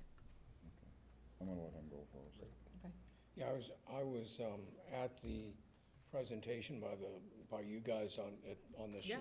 Shiver Pond thing before the selectmen a week Yeah. or 10 days ago. They're it's a really nice project, Yes, so I think. the working group has, I think we should, without a doubt, if they want us to co-sponsor it. yeah, It's in a the slam Shiver's dunk. Pond, we would be co-sponsoring it with the planning department, and the planning department is doing a majority of the work on the grant and everything, so. I think both projects are important. I mean, there's limited funding, so we'll see what happens, but I think, you know, they both have merit. And they both are opening up town parcels in a way that, you know, will enhance the community and enhance the parcels. So, I think they're both great projects, and I personally, I support both of them. And I think, having written a number of grants, it's up to the granting agency, which will be CPC, to evaluate Yep. the grants. And, you know, hopefully, I can say, hopefully, they'll both get funded. Yeah. Okay, so that's it. But- I but mean, I my- just wanted the board to be informed Great. and see if you have any concerns. We don't need a formal. Okay. Okay. Could I just make one more comment, since Sure. you're sort of involved with both of them? Mhm. It's really important to have somebody who stays on top of what's being done in these projects. Yes, So Betsy's volunteering. No, I am not, No. I am not volunteering. no, and I think, you know, Even the though, working even group, though, the Shiver, even though somebody suggested that, other than you. she mentioned you as a driving force in that. One of these anybody else- projects needed a Would driving. anybody else like to make a comment? No, but while we're in other business, might I have another item? Okay. So do we need any action on that? No, unless you wanna take a vote saying you take a vote saying you wanna I sponsor both make a projects. motion, we sponsor both projects and Second. hope for their success. There you go. So we have a motion and a second. All those in favor say aye. Aye. Opposed? It's unanimous. Okay. While we're in other business. Oh, Mr. thank Patton? you. No, I recently had the opportunity to attend the East Falmouth. Mr. Patterson, Selectman Patterson was with us as well. Neighborhood Association, which, and two of the topics were Mill Pond and Yes. Minot. And in fact, after those two items, most people left. And, but I was there because I suspected that the conservation may fall on the sword, so to speak, during that meeting. But I was encouraged. Kristen, the consultant for the Mill Pond project, talked about how she's working so closely with our staff Oh, yeah. and how supportive they've been. Yep. Please be quiet. And then we got to Minot, and similarly, our city departments who made the presentation, a very, very nice, succinct presentation. This group has been through this 35 times, so you don't have to bother with a lot of details. Get right to it. And again, the Conservation Commission has been an active participant. I'm not gonna say they agree with the groins and the other things that are going on in the original, in the final desired plan by DPW people, but was impressed with the amount of work that you put in on projects that don't frequently come before us, and I wanted to thank you for that. I did go to a country club and got smacked around because of a project that we didn't have jurisdiction over, but that's another subject. Right out of the blue, the guy comes running up to me, "You're on conservation." You will be seeing both of those But projects. thank you for You're welcome. supporting those very important projects for East Falmouth. May I get back at Steve? You're welcome, Steve. Steve? We don't live in a city, we live in a town. Huh? I think of it as a city. Well, it's not a city. Here we go. Thank you. That's why you're between us. Yeah, exactly. Moving on. That's why we got Russ here, Vote too. order of conditions. First up, Mark Parker, 270 Ecopesket Road, East Falmouth, Mass. Oh, I have the green folder. Hang on. Which one are we on? 270 Acapesket. So this is the tear down rebuild over there on Acapesket. They have the stones in the coastal bank that they're gonna be removing. Right. Yeah. I got it. Kevin, Betsy, Jamie, Steve, Russ, Peter, Mark, Courtney. Everybody. Everybody. So after the house is demoed, they're gonna use the machine just to reach the arm over and take everything out of the coastal bank, regrade to the slope that it is now. We did, I believe you guys mentioned you want a condition about temporary stabilization there. Juke matting, erosion controls before they plant, because they're also gonna be doing invasive removal, and there's gonna be a denuded bank there. So temporary stabilization of that bank, no armoring.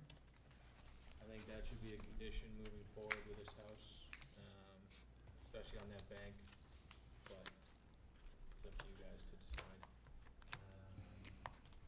They have armoring, they're taking it down. I mean, it's not real armoring, but Right. We asked the question of them Yeah, specifically. they know. Motion. There is an oak down there that they're not sure if they can save it or not, and it's actually, it wasn't on the plan. We asked them to put it on the plan if they end up saving it. So I think right around compliance time, if we put a little finding in the order of conditions that if this tree is still there, then it has to go on a plan. And that's all I had for that one. I'm not sure if you guys thought of anything else. And how are they removed? No. Never mind. maybe we should discuss that. Make a motion to accept as discussed. Second. Comments, please? Comment? There's a comment? I recall there were 3 oaks on the hill, Was it 2 of 3? which looked not too bad. One of them looked pretty rough. Okay. And I thought they were gonna put all 3 on the plan Okay. with some designation. And I also, I guess I sure would like it even written in the conditions that they have to pull those rocks out from the top. I'd be pretty upset. There's a fair amount of shrubbery down right at the bottom of the bank. Right. And if they start chewing that up with machinery, that would be just too bad. That would be bad. So they said they could do it from the top. I just hope that I think we ought to make sure they do it from the top. Yeah, we can do that. Excellent. So, with that in mind, there should be pictures taken before any work's done?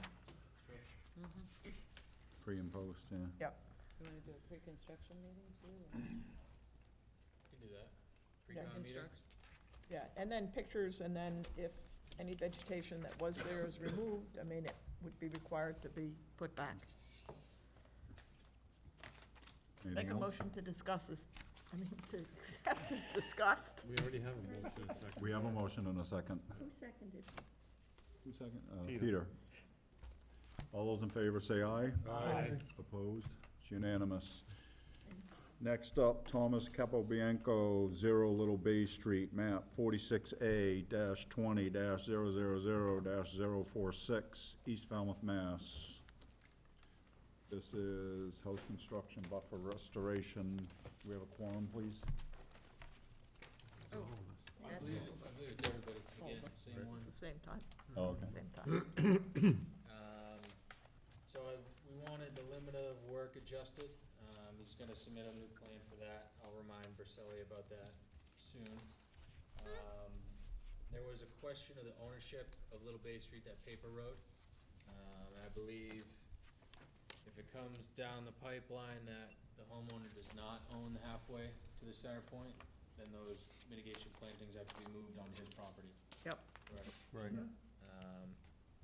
And then we also had the trees that were surrounding the house that were gonna be pruned, that if those end up being pruned to death, that they have to be replaced. Or one of them was close to where the footing was gonna be. Yeah, Right. The driveway, I mean, And there yeah, was so one in the if road something easement. gets destroyed, it has to be replaced. right. And actually, their contention was that they indicated they had a legal opinion that they didn't just own halfway, but they owned The whole way. the whole Right. width of the road. But he's just saying if somebody comes back and he doesn't, they don't, then, Yeah, I don't Any think there's mitigation any planning's reason there not to to be put that added. in there. Right. yeah. Then we're covered both ways. Okay, does anybody have anything else they want added to that, to standard? Jen, anything? Motion to accept is discussed. Second. Okay, we have a motion and a second. All those in favor say aye. Aye. Opposed?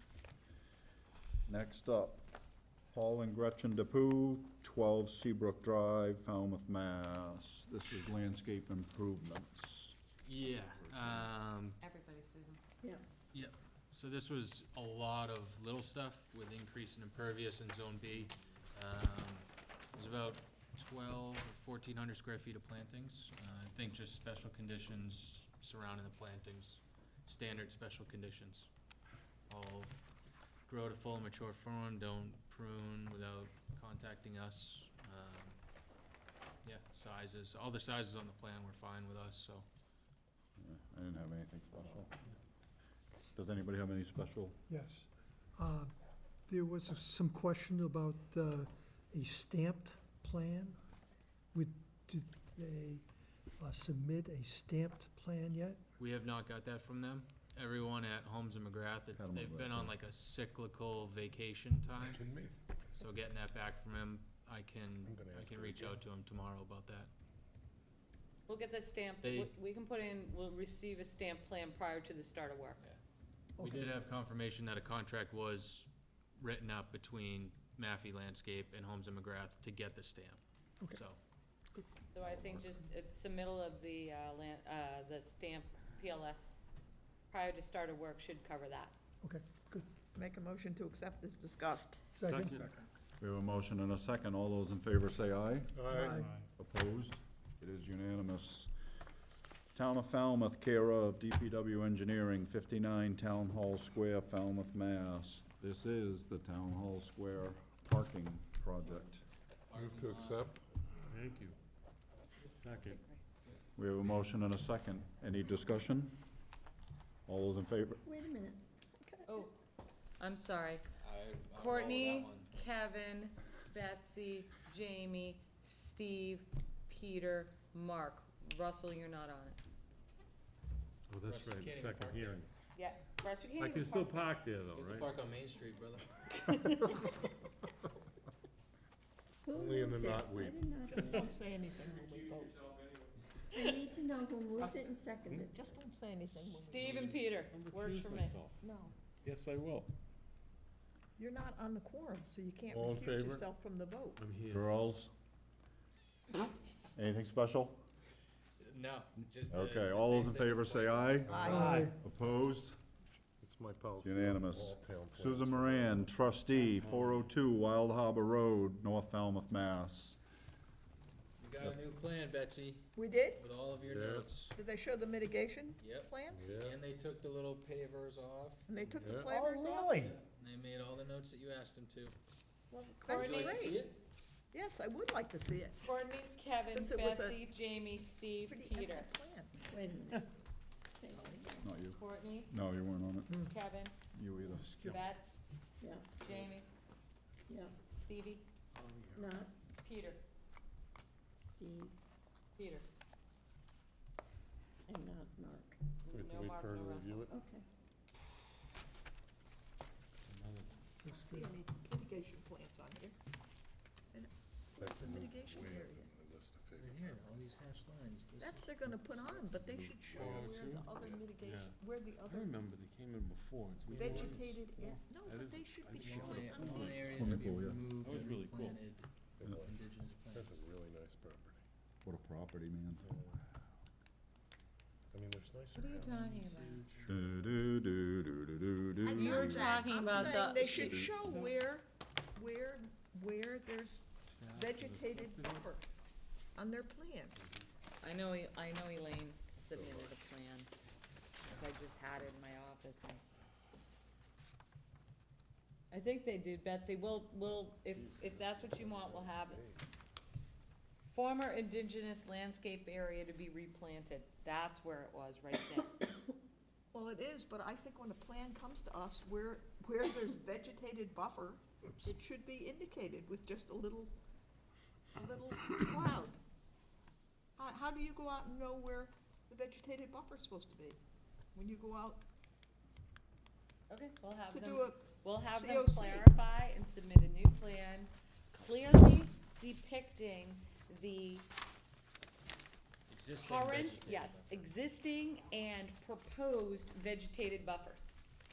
Does that seem unreasonable? No, No. not at all, Betsy. Mr. Lynch I'll will have move to come to back. accept. Different engineers have different ways of doing their plan. We're used to that. I'll move to accept the order as discussed, including the submission of a revised plan. Second. Is that good, Jen? That's fine. Okay. So we have a motion and a second. All those in favor say aye. Aye. Opposed? It is unanimous. This one. Next up, James DeVellis, 22 Dusty Miller Road, Falmouth, Mass. This I is don't, a deck. was everybody here on the 17th? Because somebody didn't write down who was here, but it looks like all of you. Was that the last time we met? They met, you met on the 10th and you met on the 17th, and I think you were all here on the 10th. And I think, Betsy, I think when you just go over, you don't, you know, Oh, well, I should have. yeah. So it's all of them. No, it's all of us. It's all of Turn them. in, buddy. This one was from Mr. Tom Bunker, the rebuilt deck on the bank and the pool with they wanted the fence through the vegetation, but then we got a revised Was plan. the pop-top one? Yes. Yes. Bingo. But I think our issue wasn't so much the, Where it was the fence? yeah, it was the fence. And I'm Not still turning not the happy deck about into a that. terrace, but where they were locating the The fence. quote-unquote pool fence. Yeah. And they did end up They changing it. moved it, what we Yep. wanted. Okay, perfect. So I don't think there was anything else. Move to Nope. accept, Any other? as discussed. No. Okay, we have a motion. Motion to accept second? Second. We have a motion and a second. All those in favor say aye. Aye. It is unanimous. Next up, boat enforcement order, David Howe, lot 479 Vineyard Street, Falmouth, Mass. Brendan, good luck. All right, Jen will take it, never mind. Well, no, I believe Brendan drafted 2 enforcement orders for you. I believe he sent them to you, and he put them in front of you to, what? I sent them the one with the special condition 9, and then I figured if they want it removed. I have both versions. We have both versions. That's So the only difference. basically, Yeah. I think one of the sticking points, oh, and by the way, did everybody receive Mr. Howe's letter that he sent us yesterday and didn't CC me on? Oh, you didn't? Do you wanna borrow my copy? I didn't notice that. No, I think we sent it to you, Steve. I think we sent it to everybody. Amy Yeah. forwarded it to everybody. Yeah. Do you want this copy, Steve? No, thank you. Okay. Just wanna know why I didn't get it. I don't know, because it went out to the whole board. Sent email. Why wouldn't you include special condition 9? Well, that's one of the things, when Brendan reviewed the tape, and I reviewed the tape twice, there was some concern, so we basically wrote it that, and you've all had a chance to read it, correct? Okay, I think the only sticking point was, we made the finding that the staff, received several complaints about the removal of vegetation on the coastal dune. Betsy, that goes to your statement about the dune along the top having vegetation removed, and a machine on the coastal beach that was removing and sorting the cobble and rack, and the use of the machine violates CMR 10.273 and FWR 10.275 by increasing erosion, decreasing the volume, and changing the form of any such coastal beach. Okay? Special condition 9, I know some of you have had an issue with, because it says the work is being done in violation of special condition 9, where it says raking and cleaning of the beach may occur once a week, 10% of the rack shall remain. We've drafted 2 versions.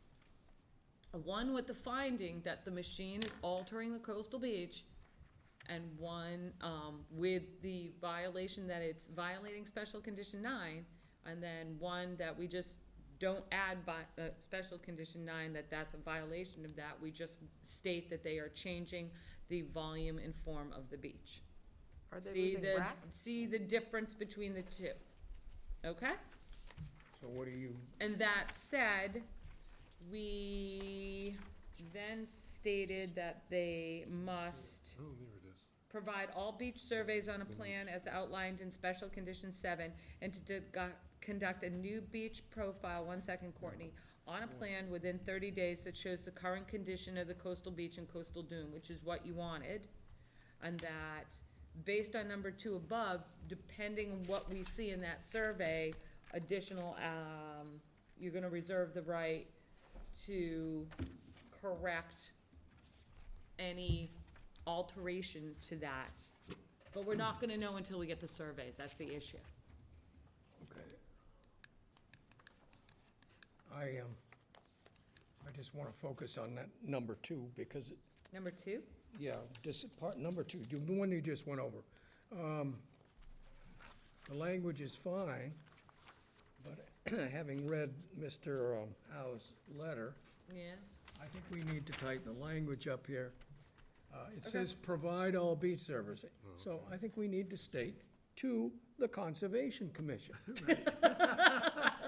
Okay, I know that seems sort of stupid, but Bad idea. given the snippy tone of that letter, Yeah. I think we've got to be very clear. okay, And I would also say immediately provided. And then, when you get through there, then you say, and conduct a new beach.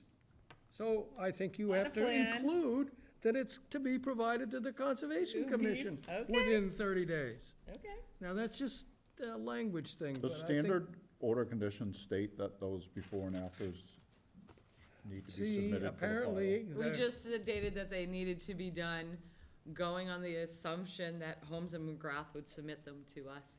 I had a very long conversation, well, not long, I had a conversation with Holmes and McGrath regarding that today.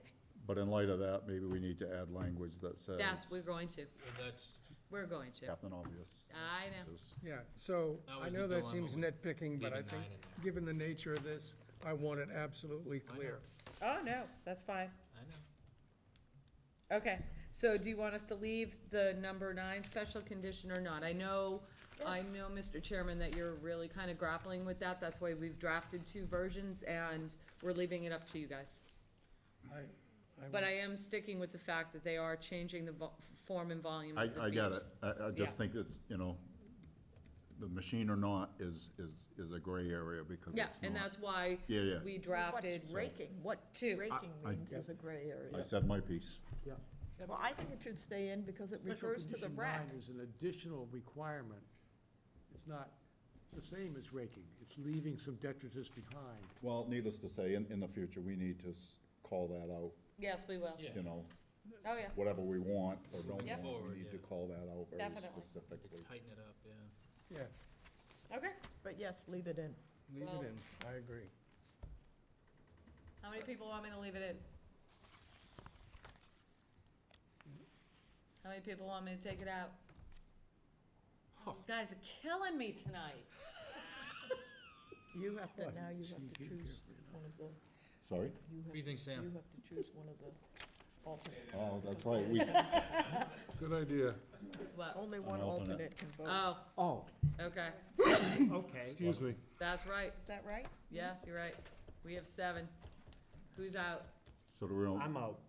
Okay, so And I voted to, what did I vote for? You Do it voted, again. Kevin's voted taking to leave it himself in. out. You voted to leave it in.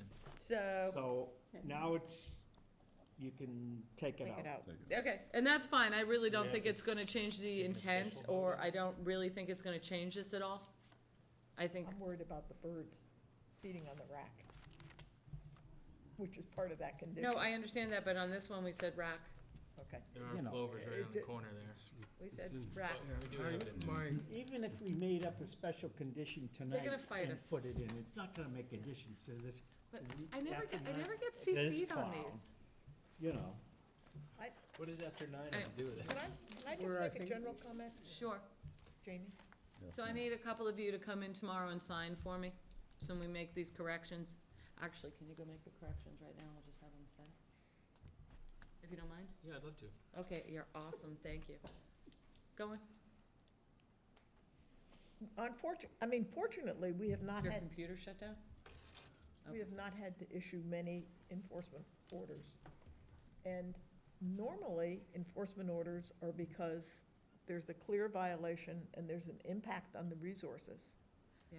Not as Mr. Howe has approached this, that he looks at his order of conditions and he says, well, I've done all these things. I had beach things done. You don't have them, you didn't ask me for them. I mean, that's the approach that he's taking. But that's not the approach I take for this.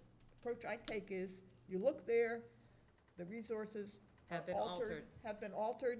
Correct. Right, and that's the crux of it, Yep. so, No, we understand that. Brendan's going to make those changes, so you guys can sign that tonight for me. okay. Okay. And you feel we're on solid ground here, Tim? Oh, yeah. I'm just asking. No, I do. I mean, we'll see what happens. I certainly, anticipate another letter that I'm not gonna be CC'd on. And, we'll just take it from there and kick it to Frank. You're not taking it personally, are you? No, God, no. I just hope, I think given the nature of the exchanges of letters from this gentleman, I think the more specific we can be, the better, which was one of the which is one of the reasons why I voted to keep that special condition 9 in. Even though, yes, it's sort of redundant, even though, yes, it's, if we take that language out, we're getting at the same animal. But I think, given the way this guy has nitpicked us on this stuff and jumped over any inconsistency, any hole in the thing that he can possibly exploit, as far as I'm concerned, we should be, doesn't hurt to be over-specific and to the point. That was my Oh, I understand, reason Frank. for that, and, you know, I'm fine, leave it in there, but I'm afraid it may come back and bite us, that's No, all. you're fine. Okay? Can I make a motion? Not yet. You can adjourn. We can't adjourn, we haven't taken a Oh, vote take a on vote this, then. on this motion, I'm Okay, sorry. this You can make order. a motion. I'll make a motion to accept the enforcement order as read and to pass it on to Mr. Howe. Second. Okay, so we have a motion and a second to accept as discussed. All those in favor say aye. Aye. Opposed? We're good. Motion to adjourn? Second. We have a motion and a second to adjourn. All those in favor say aye. Aye. Aye.